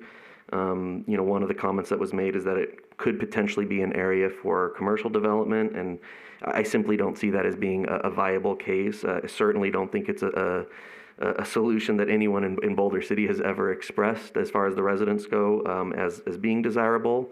In fact, quite the contrary. So I actually think that this is the appropriate use for this space of land myself. Thank you. Anyone else? I just wanted to thank you, Ms. Bullen. I appreciate your input on it, but I also wanted to address some of the comments that I heard from planning commissioners. The vote was not unanimous. It was 5-2, I believe. One of the comments was regarding, that one of the commissioners had had his fill of solar energy production. That to me, that's just not relevant. It's not relevant to reviewing a process like this. This project is not new. This has been going through a process. It was put on the land management process at least a year ago, I believe. It was reviewed by the Planning Commission as part of that process. It is contiguous with a project under construction. The designation for that land had been study area, and study area is just that. It's a potential for moving it into the energy zone. That's been done with other parcels in that area. There was a comment about, well, it comes to US 95, and that somehow that land should be preserved. Well, there are other existing projects that do the same, and as Councilmember Adams had mentioned earlier, I've never seen anything proposed for commercial development in that area. So I do appreciate the review of this by the Planning Commission, but this area down there, it's just a continuation of what we've been doing. It's not overrunning really any other place. It's contiguous with what we've done. The study area was just that these areas are being looked at for future solar energy production. I think this project, it's already underway. It was proposed many years ago, and this is just a continuation of that. Certainly the revenue that it brings to the city, without costing us a great deal in services that get provided to it, this is a win for the city, in my opinion. Anyone else? All right, we have resolution then 7359 to amend the master plan. Mr. Mays, anything you wish to add to this? Nothing further. Thank you. I will move then for approval of resolution 7359 to amend the master plan future land use map. Second. All those in favor? Aye. Aye. Anyone opposed? We also then have consideration of bill number 1908 to amend the zoning map. Again, I will move for approval of bill number 1908. I'll second, but with discussion. Go ahead. I know that, I believe that we have to have findings, and I'm just not sure if that's for this item right here, if that's actually for the last. The findings are contained within the bill. Okay, perfect, thank you. And it is on the bill. Perfect. Okay, so I will clean it up a little then. Nope, that's fine. Bill number 1908 with the findings included in the bill. Second. All those in favor? Aye. Anyone opposed? All right, again, thanks to staff and Skylar Energy. Again, I think that this is a benefit for this community. Item number 7 for possible action, consideration of proposed changes to the 2022 land management process. Mr. City Manager. Yes, this is with Michael Mays, our Community Development Director again. Thank you. The land management process, or what we refer to as LMP, provides a transparent, structured process to review requests to utilize city land. The image on the screen shows the current city properties that are on the land management process list. And the corresponding maps that you see on the screen refer to their location within our community. The LMP process is just the first step in the city's consideration of a potential use of city land. It provides an early opportunity for the public to provide input on these requests. It also gives the applicant an early indication whether the city council is open to the possible use of the land per their request before the applicant spends significant resources further exploring that possibility. Just because a city property is added to the list does not mean it will be developed. There are additional steps involved, including lease negotiations and possible rezoning considerations. At any point during the process, the city or the applicant can decide to not continue with consideration. Again, I just wanted to emphasize this is the initial step in that process. So each year, beginning in September, the city accepts applications for new requests. This year, the city received 5. I'd like to briefly summarize each of those. First, I'm referring to is LMP number 1803. The Boulder City Library is interested in approximately 0.9 acres located directly east of the library. You can see on the screen the parcel is highlighted in blue. The property is the former home of the Boys and Girls Club building.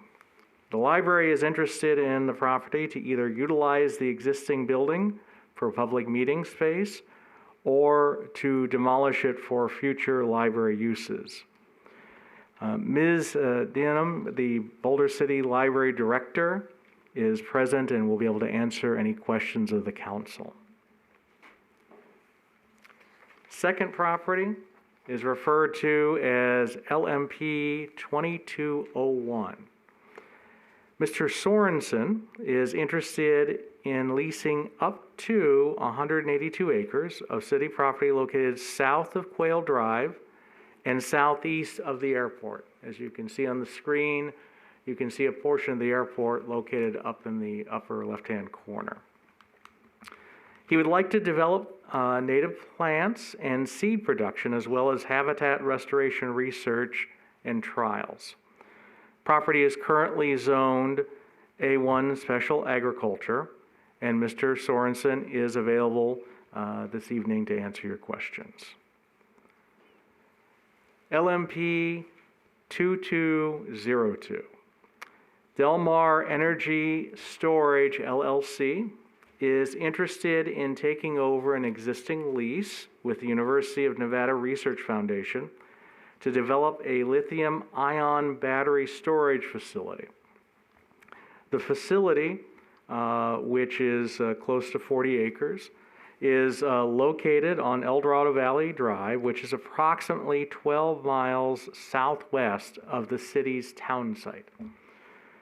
Mr. Johnson, the Senior Vice President with Del Mar, is available by phone to answer council questions. The remaining 2 applications that were submitted by Skylar Energy Resources LLC have been withdrawn. You can see on the screen the 2 locations. One was located near it would be, well, I've forgotten the location's name, but it is near Georgia and Buchanan Boulevard. And the second one is located off of Adams Boulevard and River Mountain Avenue. So what are the next steps in the process? The council should evaluate each request and via a motion this evening decide which requests merit further consideration by the city. Those that are advanced by the council this evening would then be considered by the Planning Commission during their November 17th meeting. Property owners within 300 feet of each of those properties would be notified of the Planning Commission consideration and have the opportunity to provide input at that meeting. following the Planning Commission's review and making a recommendation back to the City Council, it would come back to you in January, and at that time, you will vote if any or all of the applications would be added to the land management process list. And then with that overview, I can certainly answer any staff questions. And as noted, there are representatives for each of the 3 applications that can answer council questions. Thank you. Any questions or comments? Councilmember Adams? Thank you. I actually, not so much questions, but I guess I would just kind of give my comments about the items before us in general. Regarding the library, I just would be curious as that I'm in favor of this, but as it moves forward, I would like there to be at least some have a historic preservation professional look to see if there is any historic value in the Boys and Girls Club building there. Even if there isn't, I would hope that it's always better for us to reuse buildings when we can than to simply demolish them, especially if there's ideas for needing of that space later on. So I just hope that would be a consideration as this project moves forward. I did have questions regarding the piece, the 180 plus acres just south. I did have some questions for the applicant, if now would be an appropriate time to ask, or I can hold that until council has asked questions of staff. Yeah, why don't we take these, any other questions for Mr. Mays from council? Why don't we take the items one at a time then? The first item is regarding the library property. I see Director Kiem is here. Diem, if you would like to make any comments?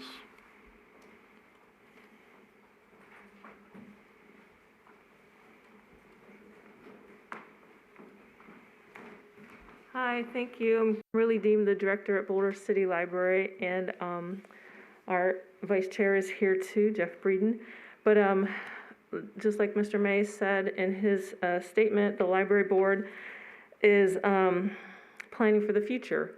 And they're hoping if they have the space next door that we can expand library services. What exactly those services are at this point, we're unsure, but space for collections, meeting rooms, storage, or even an outside reading space have been tossed around. So if we do get the property, right now, we think that in its current condition, it isn't really salvageable to do anything with. So probably one of the first things we would want to do is demolish it. And we have the funds and we're prepared to expend those funds to do that. Other questions? Go ahead, Mr. Breeden. The only thing I'd add to that, Jeff Breeden, Vice Chair of the Board of Trustees, is just, yeah, that building, we recognize that it is being currently used at least occasionally by the fire department for, I assume it's training. And if there is some value to the city in that, that property continuing to be used by the fire department, we would certainly be open, because we have no immediate need to securing the property, but somehow partnering with the city to allow that city use to continue. But we'd have to work out, obviously, the economics of risk and all those things. But if there's value to the city, we are entirely open to that staying in that condition. Thank you. Questions or comments regarding this item? I know this is something that I had brought up to the library board, seems like forever ago with pandemic time. Looking at the way the land is situated there, knowing the events that hopefully someday we'll be able to get back to at the library, my concern has always been that there's simply not enough parking in that area, and the access, should the lower level of the library be developed, is pretty restricted in the way it is. I know that we do have an easement for that street off of Adams that does allow access to the lower level of the library, but I think that this property is very important to that. Regarding the historic value of it, This building was kind of an outlier of the Southern Nevada Children's Home. It's well away from the other buildings. And what I've seen of the exterior of the building, it has been trashed, to say the least. So is there historic value there? Potentially, but I think most of that has been scrubbed off over the years through vandalism and other means. Again, I think that this will benefit not just the library, but the entire community by giving some more land to the library for things like parking or access to that lower level if it ever gets developed. Councilmember Jorgensen? I know I've had the opportunity to be down in the basement, my first time, of the library, and look at the archives that you have down there for our city, that are historical archives. I was wondering, is there anything in the future, because it's not absolutely ideal for storing right now and how it's done. Is there anything in the future that you would do with that land that would maybe have a place where those could be stored?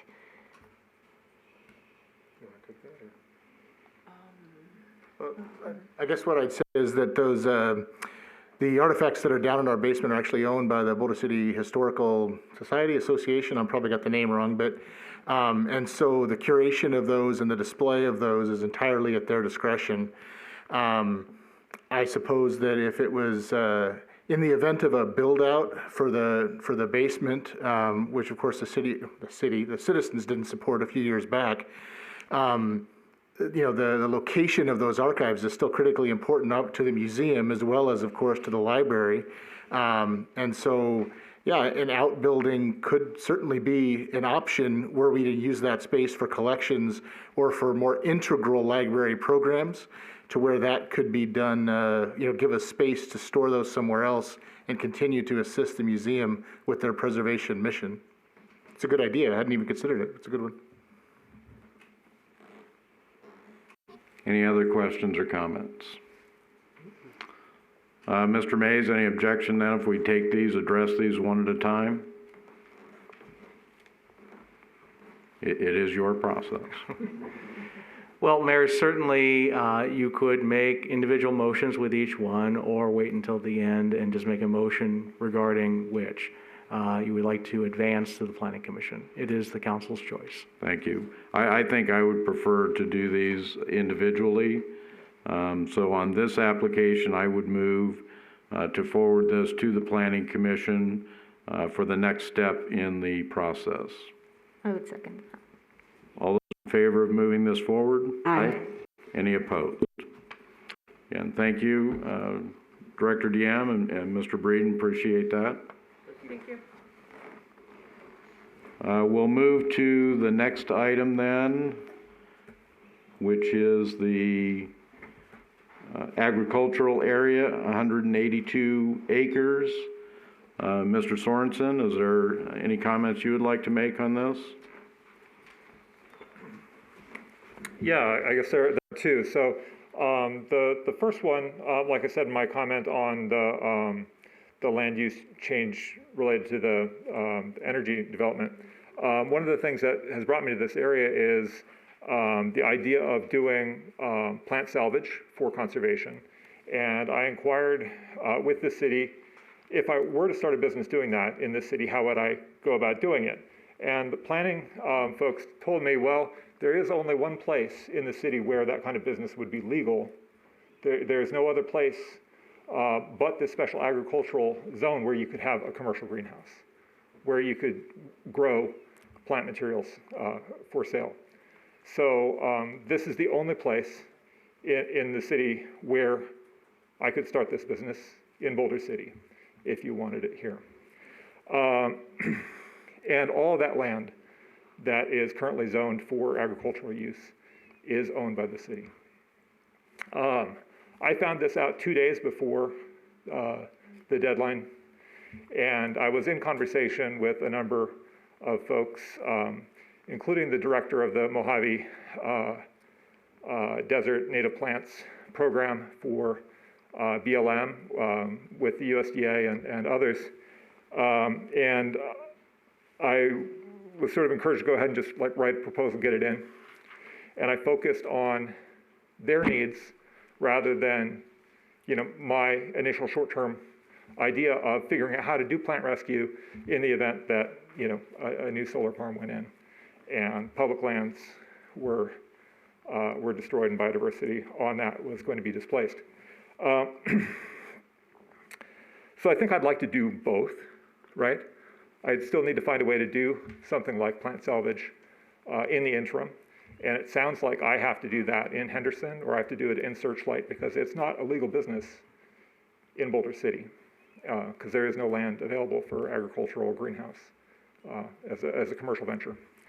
And with pretty emergent needs, with large chunks of land being developed for solar, I would hope that you would see a need for that kind of business, even though my proposal today is about developing that chunk to meet these really well-defined needs in the National Seed Strategy by land managers like BLM who are desperate to find enough appropriate plant materials to do restoration after things like wildfires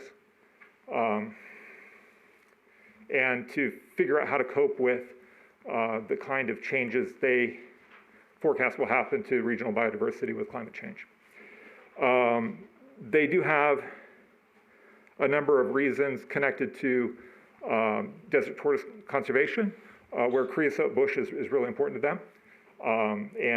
There is very little creosote bush being grown in Clark County. And one thing that's kind of neat about creosote bush is each of the 3 deserts has creosote bushes with different numbers of copies of their genome, right? So in Sonoran, it might be haploid. In the Chihuahuan desert, it might be triploid.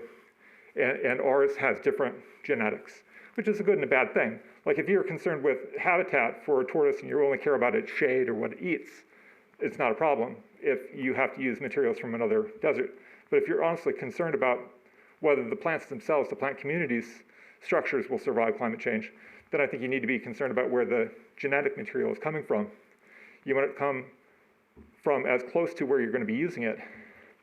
And some of the materials that I would be trying to grow and develop would be materials that would probably be better adapted to some of your landscape uses in your own landscape department. So I could see it meeting a local government need as well as this really well-defined need from the federal agencies in the long run. I heard a concern or a complaint about potential water use, and that would absolutely be true if I was growing a conventional crop, right? The only crops that have historically been grown commercially in Clark County that I'm really aware of in my conversations with USDA really are irrigated alfalfa, right?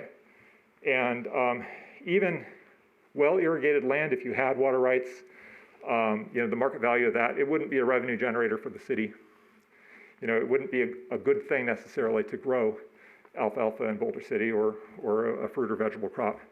But I do think that I am trying to develop something that there is a well-defined need for, and there is, a loss of land for wild species in the development of solar, in the pressures that are happening in the valley for housing. So I would ask you to approve this land use change because it is what the land is zoned for, it's the only place in the city where someone could pursue this kind of business, and I'd ask you to let me try to do it, figure out if it's commercially possible, and I'd be happy to answer any of your questions now. Thank you. Any questions for the applicant? Councilmember Adams? Thank you, Mayor. I appreciate you bringing this forward. I think it is a noble pursuit, and especially considering the current situation we find ourselves in with the drought. I actually come from a family. The whole reason we moved out to Boulder City was actually because my father was started up a native Mojave native plant nursery just outside of Boulder City. So I understand what you're doing. When I was looking at, you did reference the Nevada Department of Forestry, and looking at there, it talked about they had the Washoe State Tree Nursery, the Las Vegas State Tree Nursery, and just kind of looking at those, we're looking at, 10 acres more or less. And here we're looking at 180 acres, almost 200 acres. Why so much? Well, my impulse to ask for the largest amount of land is because with a more extensive harvest area, inputs could be reduced. So the state tree nurseries are really focused on pushing out a good-looking containerized tree that someone would look at and want to buy, right? With a more extensive area where you're harvesting what's actually there, and sticking to the guidelines of that the feds use with their own programs, like the Seeds of Success program, where you leave 80% of the seeds out there to kind of sustain the plant community, and then you're taking that small chunk and then growing it out on that site, either to establish these seed production orchards, right? And one of the things that really increases the value, and is what the federal consumers are really looking for, and hopefully in the future private purchasers will also be looking for, is where does that seed really come from? And is there a chain of custody on that seed, right? So if I were to take a smaller amount of that land for that kind of intensive use, right, more or less mirroring what they do at one of the state tree nurseries, and I had a seed orchard on a small slice of that 182 acres. So if I put like 5 acres into seed orchards, and I put 5 into producing containerized seedlings, and the rest of it was left more or less as is to collect the seeds from the natural plant community, it would preserve that plant community by giving it value, by saying like, this is something that actually generates some revenue for Boulder City. One of the things that I've heard from the other tenant out there is that they have been vandalized. They had $9,000 worth of damage to their property. They would be happy to have extra eyeballs out there, right? And having a botanist, having a horticulturalist have their eyeballs out there too. It's someone who has an interest in making sure that there aren't wildfires out there, that there aren't invasive species becoming established that will increase fire risk for the city, that sort of thing. So I think like it's an area where the other tenant says they want extra eyeballs, Obviously, water was discussed, needing to extend utilities out there. Do you foresee the need for any additional utilities beyond water, say wastewater, electric, or do you imagine anything that would need that would be done off-site? So right now, so for like the first year, I can imagine everything being done off-site, the seed cleaning. I could set up like one water cistern and truck water in if necessary, or if there was, a fire hydrant out there, building that cistern close enough to pipe it in with hoses. It is, like you can hear water running underneath Quail Drive. Like there is obviously water, it's right next to your waste management facility. It might be possible to meet the needs for growing out containerized seedlings with reclaimed water, right?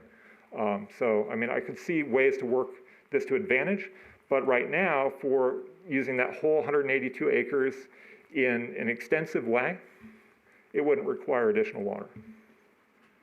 And, back to the 180 acres, obviously you have a very specific idea or concept in your head.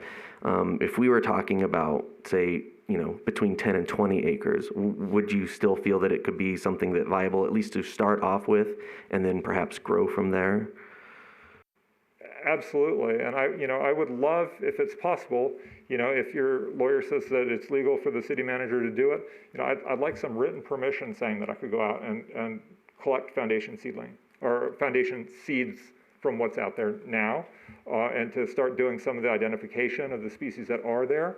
I mean, I did get kind of informal permission to go walk around and take a look at it, and I've been out there using an app like iNaturalist to take photos, but I think like the botanists at the BLM would love to know for sure, like what's out there is, this species that they're looking for. Like, so collecting some specimens of both the plants and the pollinators, I think would be advantageous in the interim while we're considering whether we move ahead here. Thank you.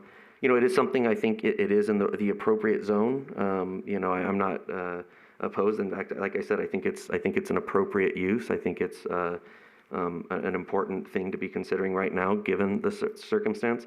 I'm not comfortable with 180 acres, but I certainly would be more amenable to a smaller number, and then see how that works if it does. And obviously, this is just the beginning of a process. But when we're talking about this much land at first, I just wanted to make sure that we're starting off on the right foot here. And then, but those are my thoughts right now. Thank you. Anyone else? Councilmember Bridges? Yeah, thank you. Thank you for your presentation and your request. My biggest question when I kept reading this over is don't you need water for this? There is no water coming to this site. And also the amount, I was also concerned about the amount of space. Are you talking the other tenant, the other person is the roadway? So if you look at that little square that sticks down from Quail Drive, yeah, that is the remote control track. So there's a little arena there. And so those folks have said they've suffered vandalism there. Right? Okay. Is it, so you're talking about seeds that are already there. So you're talking about... right. So what I'd like to do is not start with bringing in what's other there. species that are grown somewhere else. Right. So right now there's one exception that I would consider, and that's what's being recommended to me for grass that USDA has developed that's appropriate for the Vegas Valley. It's a native grass, and it's been collected from this area, and it's not selected for any ornamental thing. It's selected for its survivability and for its kind of wild characteristic. So alkali sacchaton is something that they've encouraged. Is that already growing in the valley somewhere? Is that already being used? I haven't noticed it out there, right? So a lot of what I have seen in terms of grasses, there seem to be annual grasses. We won't have a good idea of what's out there in terms of the annuals until, and the spring ephemerals until, there's substantial rain. Okay, thank you. Anyone else? Mr. Sorensen, again, I appreciate you bringing this forward. Are you currently engaged in any type of business, or have you been previously that did this type of work? Yeah, so I was the initiator and the director of a native plant garden that was wed to some food production as kind of a community outreach type initiative by an Episcopal church in Bemidji, Minnesota. And we did some plant rescue, successful plant salvage from county forestry operations, and we were able to save and establish a good number of plants with some horticultural value and valued pollinators, as well as to grow food alongside those and donate that food to the community food shelf. And how many acres were in use for that project? That was a very urban project with really highly impacted soils, and it was under an acre. Okay. A very prominent city street, the main thoroughfare in Bemidji. All right. Is that your only experience then with this type of operation? Oh, no. I've done this sort of thing from prescribed burns and prairie management to seed collection for sale through well-known native plant seed houses and nurseries like Prairie Moon Nursery in Minnesota. So, I can kind of claim some direct connection to Aldo Leopold and that whole kind of tradition, and I did want to work in a quote from Aldo Leopold, right? To keep every cog and wheel is the first precaution of intelligent tinkering. One of the folks who's part of that direct lineage is Alan Wade, the founder of Prairie Moon Nursery, and they allow collection of seeds and sale of other people's seeds, a very, very small pool of people. So, I've been doing that on and off since 2004. I've done agroforestry relief and redevelopment after the Indian Ocean tsunami in 2005 in Sumatra, where I helped a number of villages replant their smallholder rubber tree gardens. So I've done this in a number of different habitats and locations around the world, but for the most part in northern Minnesota. And I really left northern Minnesota after heartbreak around the failure to do extensive plant rescue in advance of Enbridge Line 3 construction. So I also have a lot of familiarity with endangered species and with the NEPA type process that they talk about that BLM will go through. But I just, I want to work doing the right thing around, honestly, cleaner energy than what's happening in northern Minnesota. And I think that there is a really well-defined federal agency need for Mojave Desert native seeds now. I know that the state of Nevada has failed a number of times too to encourage this sort of thing. So there's been a series of failures of getting growers excited about growing out these plants and then the market demand just not being there. And that's really well documented. So I know it's risky. You're not going to make the kind of revenue off of this. Agriculture has very, very thin margins. You're not going to make the kind of revenue off of this 182 acres that you would solar, but you've decided you'd rather have green space and plants close to town instead of more reflective black solar panels. So I hope that makes sense. Are you aware of any contracts the state currently has for this type of work? So I am aware that the fiscal year 2022 stuff is coming up. And so they have a process called IDIQ. They don't have a list of specific species, but they have indicated to me kind of what species they've historically bought and what species they're likely to add to that list. But they can't really. I'm willing to share with you a document. I believe I shared a copy with Mr. Mays about the Nevada seed strategy, and hopefully he'll make a copy of that available to you. It's available online. They have a lot of trouble forecasting what their needs are going to be because it's really responsive to things like floods and fires, right?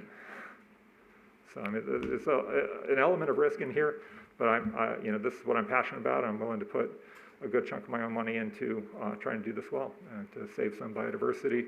Well, cleaner energy is developed in this area than what I saw back home. It broke my heart. And what sort of capital do you have for initiating something like this? I'd be willing to put just in the kind of prospecting what's out there and doing like the initial seed collection, with just kind of the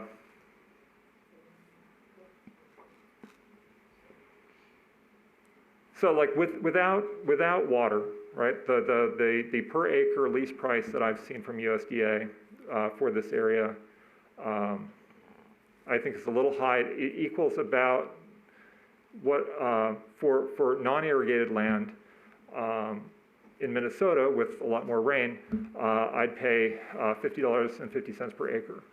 I've seen for irrigated land here, the USDA NASS survey price has been $177 per acre per year. So in terms of lease prices, you're not getting a ton of money based on what the market prices are. But if I am making some retail sales directly to commercial customers, you may get some sales tax revenue off that, for example, right? And it may serve a public good, but this is not going to make a ton of money, and I'm not going to throw a huge amount of money into it. What I'd like to do is pursue this in a strategic way and maximize the federal dollars that are available for matching, right? So that's kind of a multi-year process. So if I were to do like a 5-year lease on a smaller portion, and 20 acres, and I was going to put 5 acres of that kind of under the plow to make it qualifying in the next year for matching money from the feds for structures that could be built. So USDA matches a hoop house, 50%, if you've previously grown a crop on that. I guess what I'm getting at is what capital do you currently have to embark on this particular project? Like personally out of pocket. Are there any grants that you already have in hand? Are there any contracts with state or forestry or? There are no existing contracts, but the first step probably would be getting written permission to do some of this and getting a farm number. And creating a business entity that could compete for that. So, I mean, there's still a little bit of time before those land. And I do know for, I know that BLM spends $10 to $30 million a year on seeds. And that's only going up as things like, significant chunks of the Mojave Desert burn, the fire and the Joshua Tree areas and stuff like that. So, I mean, there's revenue to be made on seed sales, but it's also labor intensive.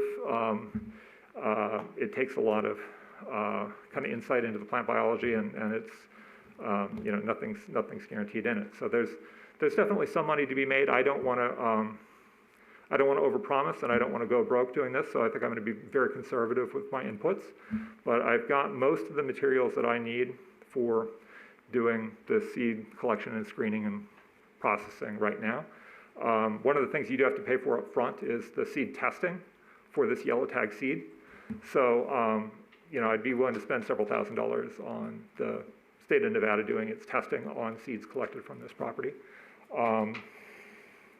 There really isn't a need to spend money on anything in that first year, apart from lease price. So I would pay, market price on a lease for whatever you're willing to lease to me.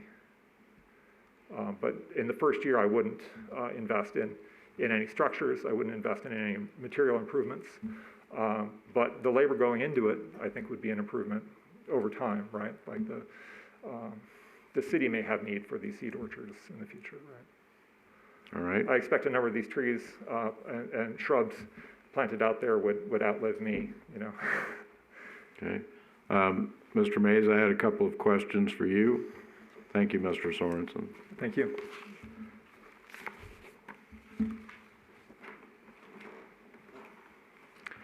With this particular area, the zoning in that area, I'm assuming that the reason that's our only agricultural zone is because we live in the desert, but a zone classification can be applied to other areas. Is that correct? That is correct. So if another area was identified that might currently be open space or government or even C2, it is possible to apply for a rezoning application on that land. Is that correct? That is correct. Okay. But this just happens to be the one area of the city that currently has that? It's based on a prior request to use it for agricultural purposes that never materialized. Okay. All right. I just wanted to verify that, how that would work if other areas were looked at. Thank you. I appreciate it. As far as my take on this, I do understand that, we get this from time to time because Boulder City has been very conservative in its growth, and we do still have open space available. 182 acres for something like this that I just don't see it. I think that that amount of land to go towards projects, I can recall projects like the drone port and the MX track and this and that, the physical obstacle course that was proposed, and I don't see putting a project of this size on our land use plan when the possibility of success seems very narrow. If this were to be reformulated, maybe a half acre or 1 acre. I'm not even willing to go the 5 or 10 or 20. That's a considerable amount of land. I think that there are maybe other means that the applicant would be able to engage in seed collection if that's what this is about.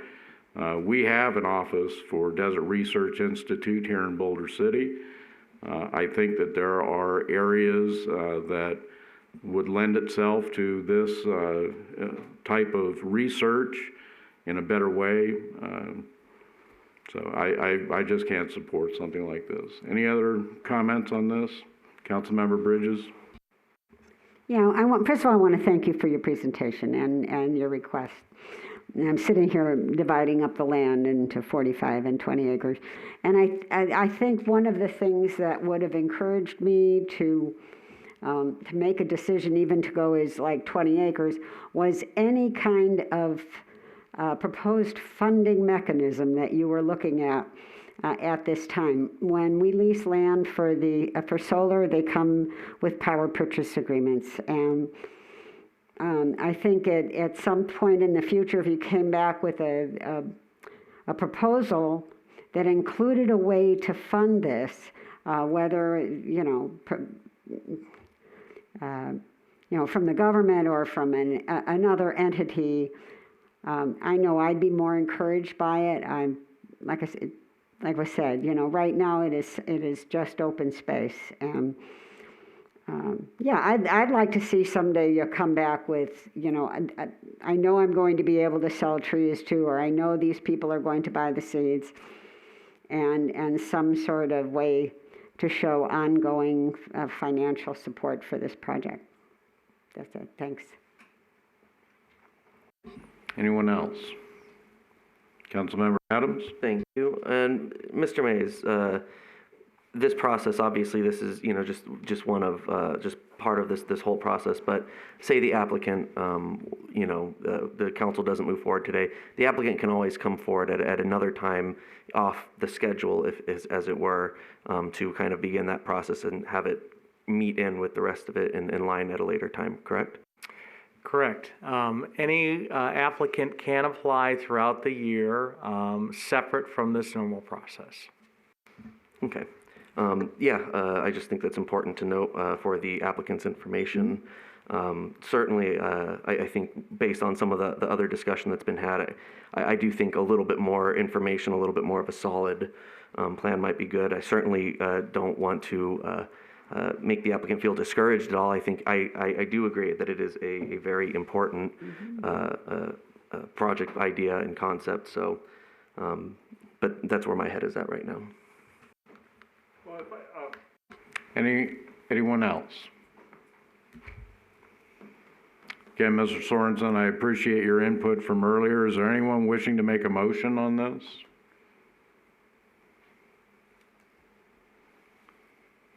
Mr. Sorensen, again, I think that Councilmember Adams summed it up.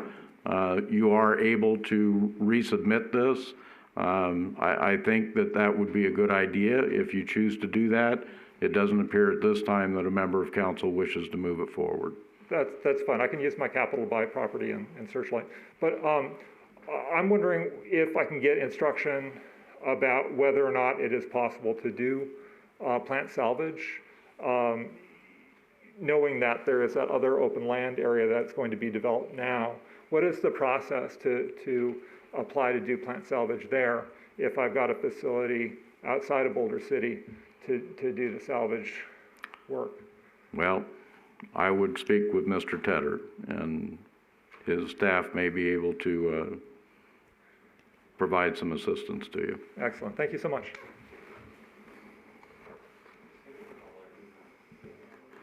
Excuse me, Mayor, is there going to be a motion made to not move this applicant along, or are you just making a motion and voting on the ones that are moving forward? We've been doing them individually to this point, and no one cared to make a motion on this particular item. Okay, just checking, just to make sure that the record's clear. Thank you.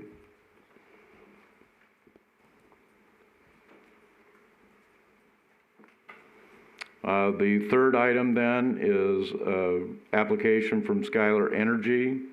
Mr. Mays, would you like to make a comment on that?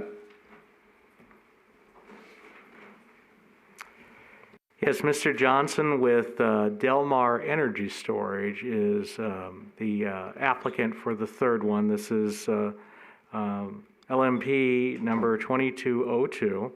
He is not here in person, but we can call him so that he may answer your questions. Thank you. Madam City Clerk, did you want to get the applicant on the line?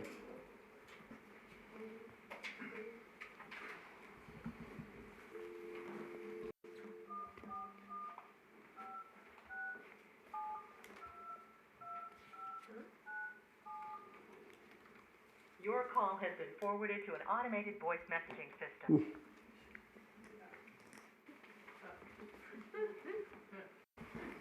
Mr. Mays, is there anything you care to add? I do know that Mr. Johnson is monitoring, so maybe we can call back in a moment. This is the number he had provided to be able to reach him. All right, we'll give it a minute then. Thank you.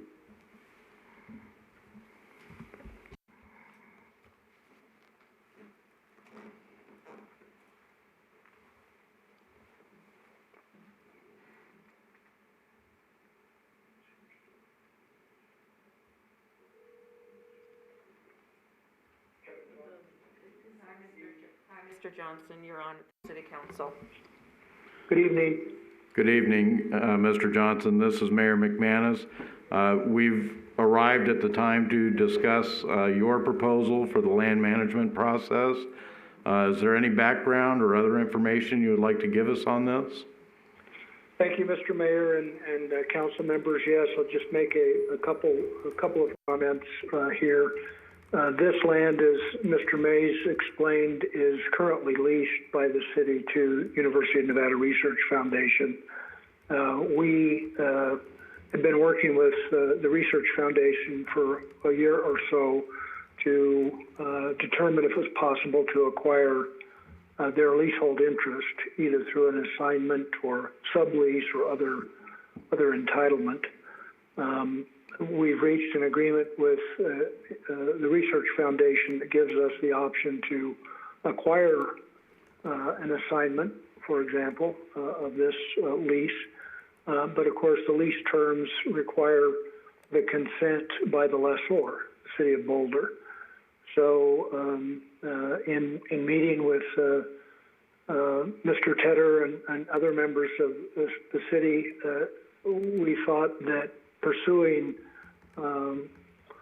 a consent, potential consent by the city to an assignment or a sublease or a new lease for that matter might be best accomplished by going through the land management process, hence our application before you today. So that's the background of of our request. From a development standpoint, as you can see on the map, it's a rather odd 39-acre, odd-shaped 39-acre parcel surrounded by existing solar development. And our proposal is to install a utility-scale battery storage system on that site and connect it to the El Dorado substation. That battery storage, of course, is unmanned. It doesn't use any water, creates virtually no noise, and operates 24/7. It receives energy, stores it, and then returns it to the grid, including the solar energy in the Boulder Valley. So it extends the use of solar energy. It enhances the grid, and it provides reliability benefits in addition to. Through the mechanism of the land management process, we would expect that the very favorable rent that the University of Nevada Research Foundation pays now under the lease would be changed to a market rent. We understand that would require an appraisal and other consideration that would be evaluated through the process. So that would result in clearly market rents for that parcel to the City of Boulder. Thank you. Questions or comments from council for Mr. Johnson? Councilmember Bridges? Yes, thank you. I'm trying to wrap my mind around exactly what this entails. The 35 acres, would Delmar Energy then take over the entire 35 acres, or would it be a partial interest in the property that's currently leased by the university? If that question was directed at me? Yes. Mm-hmm. Yes, our proposal is to take over the entire leasehold interest, the entire 39 acres. Yes, Okay. ma'am. And I know when we lease land for solar that we're talking, that we look at things, like I mentioned earlier, power purchase agreements. Is this a funded project? Is this, is there, I don't know how battery storage works as opposed to the solar generation. Yeah, so my company, LS Power, Rev Renewables, been a leader in battery energy storage in the West. We've got 4 similar projects in operation in California. These are large battery energy storage projects. As I mentioned, they don't generate electricity. They absorb electricity from the grid, store it, and return it to the grid. So it's really a series of thousands of batteries in a building. I think some of the material that was in the packet showed some examples of some of our other projects to give us size, scale, and scope of the project. So in this scenario, we haven't done detailed layout, but there would be a series of large kind of industrial style buildings that would be placed on the site, an on-site switch yard, and then an electric tie line from that parcel to the left of your screen over to the El Dorado switch yard.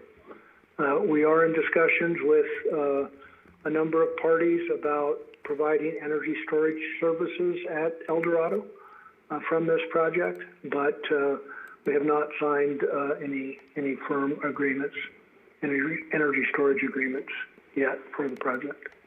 Okay, so what happens is that you sign an agreement, say with Skylar, one of the other producers of the energy, and how does that work? I don't know a whole lot about battery storage. Typically, traditionally, it could work that way, a bilateral agreement. We have a battery adjacent to a solar field, and we could buy energy from that solar field and then return energy to the grid, that kind of thing. But the way the market's evolving in the Western Interconnect is really more like a commodities market. We buy energy to charge the batteries from the wholesale electric grid, in a day-ahead basis or real-time basis.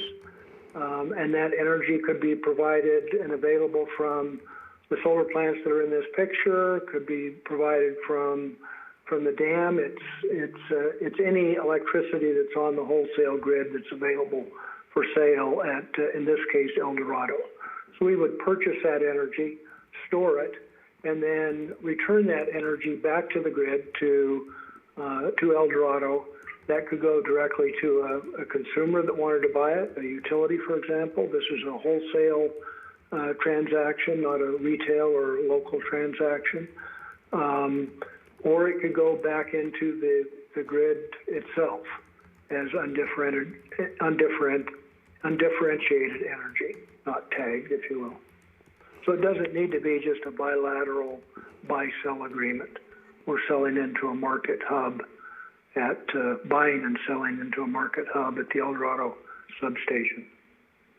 All right, I have one more question.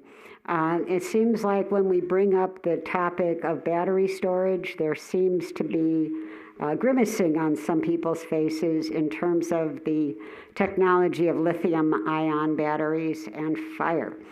What has been your experience with that? How do you address that with people when they say, oh, things, things blow up or they catch on fire, and then what do we do? Yeah, well, it's a very important question. I'll make a couple of observations. One is, we often hear about battery fires, someone's iPhone catching fire or a hoverboard catching fire or something like that. Those batteries and all those devices are mobile batteries. Even batteries in a Prius or a Tesla are mobile batteries. These are stationary batteries. They're in a building, they're fixed, they don't move, and once they're placed, then they're in a system that can control the batteries and, of course, their environment, including fire safety. The approach on all of the projects we've done and other battery projects that are being developed in the U.S. and really worldwide is to prevent a fire, to detect a fire if it occurs, and then suppress it.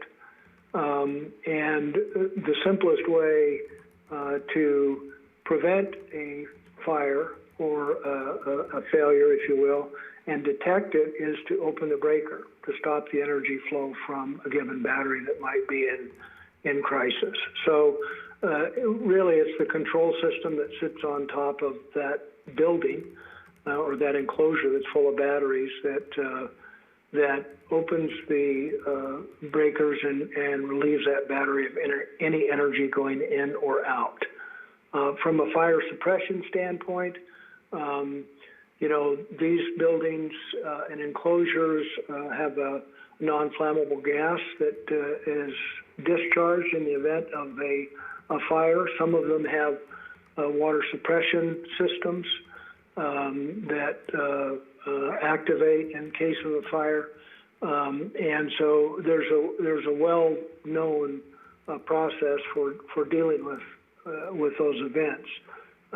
Virtually everything that's being done, including this, would follow all requirements of the National Electrical Code, the National Fire Code, etc. And in fact, the National Fire Code now has a whole series of requirements for stationary batteries, utility scale stationary batteries. And so that's an overview of kind of the safety features and how events would be handled. Thank you. Anyone else? Mr. Johnson, again, this is Mayor McManus. Just a couple of questions.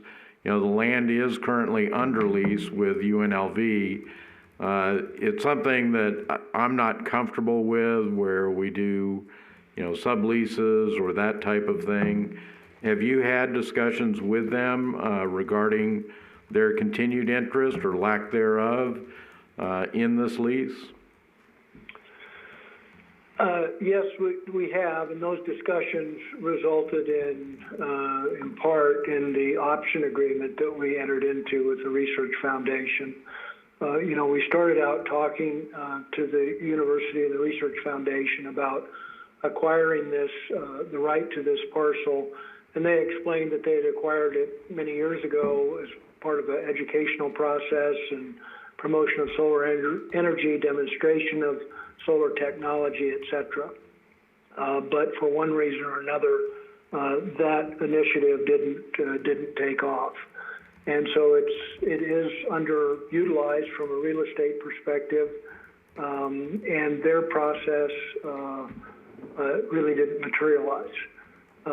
So part of our approach here with UNLV was, or the Research Foundation, was to agree to, of course we need to get the City of Boulder's consent, but to fund a research and educational process around battery energy technology, engineering, controls, etc. And so that's a piece that would be a continuing relationship that the Research Foundation would have with with my company, Delamar, if we were able to acquire a leasehold interest and put a project on here. And so that would be established during this whole land management process, the details of that. Thank you. Anyone else? Questions or comments? Again, I feel that this is the type of project that the city is going to have to look into. I think that where it's located puts it into an area where, should there be anything untoward that happens, would not be much of a threat to human safety. I think that this might be a way that we can investigate this type of technology and determine how far we want to go with it. It is a relatively small project when compared to the amount of land, although we are talking about batteries and solar panels. So I don't know that that's a direct comparison. But I would move to have this project move on to the Planning Commission. I will second. All those in favor? Aye. Anyone opposed? Thank you, Mr. Johnson. Appreciate the additional information on this item. Thank you very much. Good night. Good night. Mr. Mays, I guess that wraps that up. Did you have any final comments? Nothing further, Mayor. Thank you very much. Thank you. All right, item number 8 for possible action, City Council appointments. Madam City Clerk, did you want to introduce this? Certainly, there are 2 considerations before you. One is an appointment to the Audit Review Committee, the other to the Civil Service Commission. The Audit Review Committee has 1 vacancy with the term expiring November 30th, 2022. And at this time, there's 1 applicant who is interested, Annette Landry.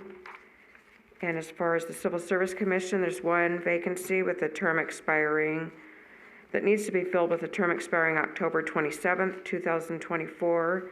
Mr. Bernard Paolini has been serving this board since 2018, and he is interested in being reconsidered, and he is also the only applicant at this time.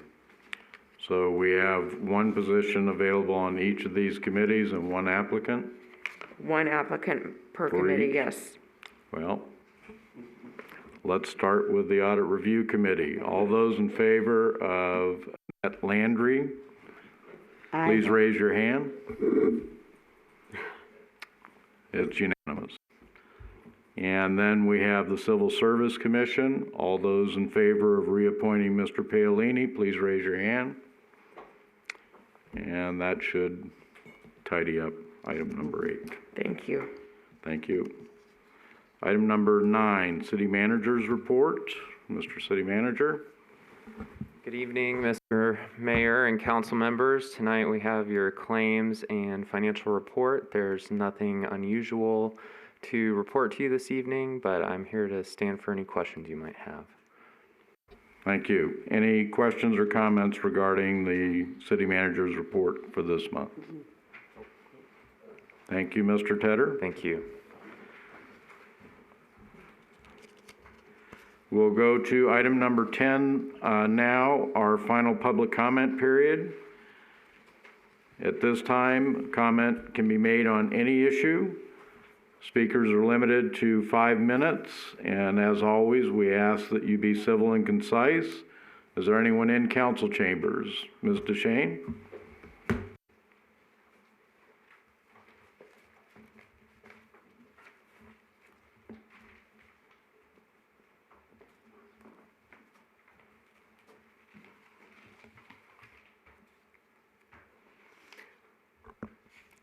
Judy DeShane. I have a couple of different things. One is, this was the first audit committee meeting I was at or took part in. And I would have some suggestions for next year that are similar to ones that people have said already, but it would have been helpful to have more than just 1 meeting with the audit committee so that we could have looked at things a little bit and gotten information back and forth between ourselves, which you can't do unless it's a public meeting.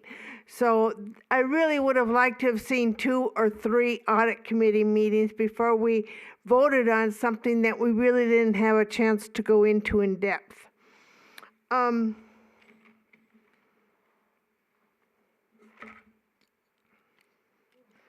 Okay, and the other thing has to do with the printing of it. There was an awful lot of white space. Couldn't you use a bigger font and make the margins a lot narrower? And that's the same goes with the business cards you guys all hand out. You can hardly read your names, let alone a phone number or web address or anything.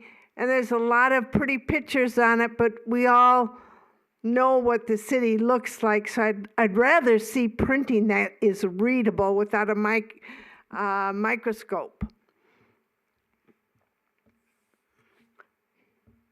And okay, now then one of my other comments has to do with the historic preservation $100,000 grant. I had asked in September when you guys gave it, I had said then how upset I was, and I wanted to see a discussion that come back to council and get something tightened up and changed on it. This was just atrocious to me. The only real restriction for something to be a building for historic preservation is that the facade, or the part you see from the street, has to stay historic. What you do inside or do to the back that can't be seen, it doesn't matter. It doesn't affect historic preservation. That's why moving that front door at 524 Nevada took that building away from being even eligible to ever be historic preservation.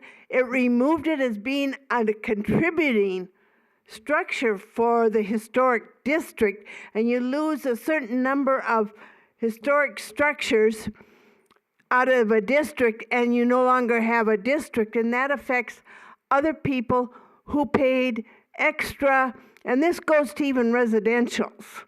So you pay extra to buy a building, whether it's residential or commercial, because it's in a historic district and it commands a higher price.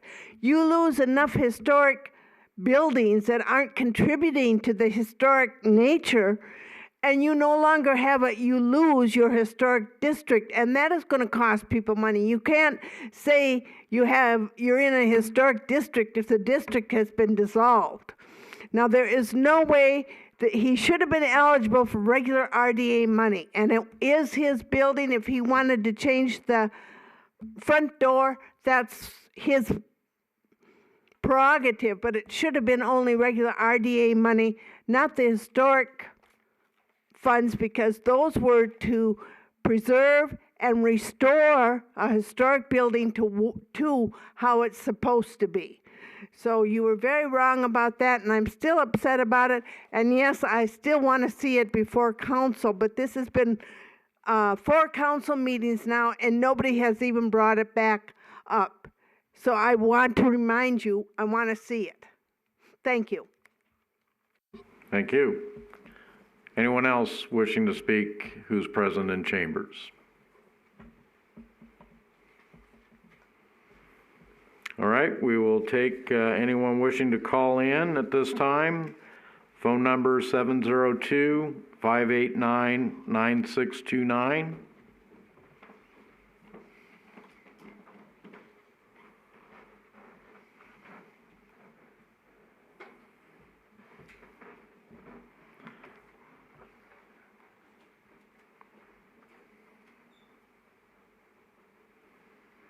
Again, this is our final public comment period. Anyone wishing to call in, the phone number 702-589-9629. And I'm not sure if that's visible to the public with the message that's being displayed currently.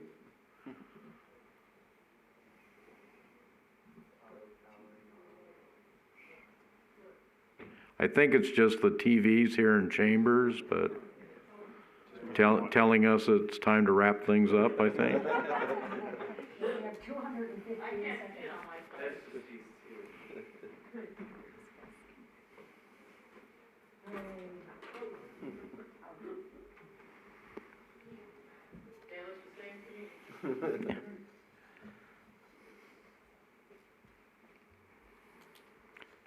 Again, anyone wishing to call in for the final public comment period, the number 702-589-9629.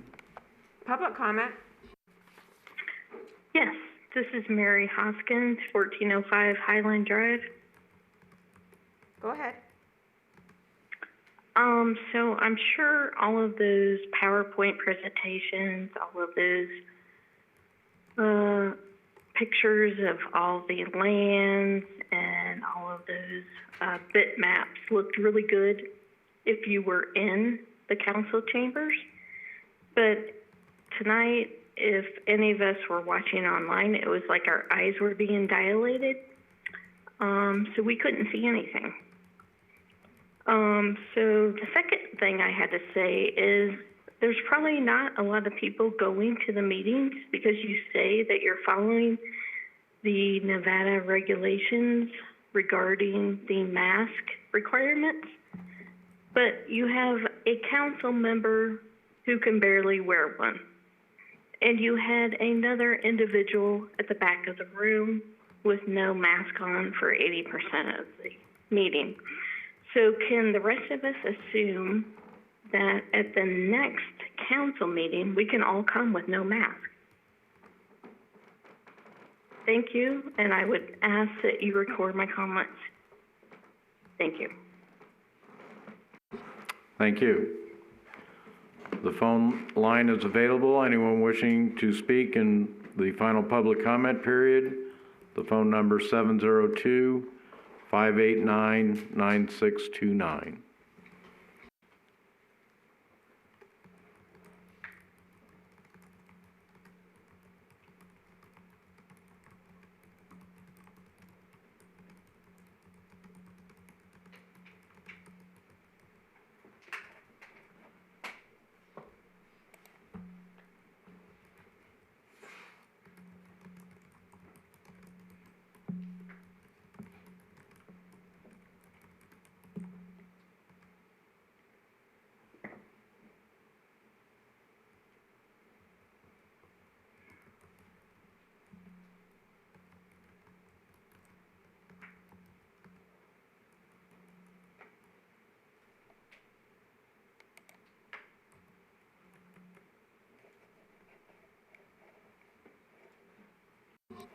Hearing no others for call-in, Madam City Clerk, we have an email. That's correct. Received an email from Mary Croco, and she says, "Thank you for installing a speed monitoring camera on Wyoming Street. It worked wonders the first few days, then the weekend, not so much. I see you moved it after a week down on Wyoming Street. I hope it had positive results in that location. Sadly, I'm guessing these visible measures alone work to slow down traffic. I hope you reinstall to the Avenue F corner again. I appreciate the council and police department for listening to my concern at the last meeting." Thank you. Well, we are out of audience and no additional calls. We will close the final public comment period. Move to item 11, council reports. Councilmember Bridges. Yeah, my only report is that Emergency Aid has rental and utility assistance for those facing an emergency. And there's also food available at the food pantry. And I personally was very excited yesterday to get my booster. So, thank you. That's it. Councilmember Jorgensen. Yes, thank you. I serve on the Community Education Advisory Board, And though we have not met, there was an article recently in the Boulder City Review concerning some proposals from the school district. And I just wanted to make sure for those who hadn't read it that may be listening tonight that they understand that the school district is proposing to take our 2 elementaries and our middle school, combine them all into one, making us a K through 8 in one facility. And that is part of a meeting that they had tonight that I was unable to attend because I had this meeting.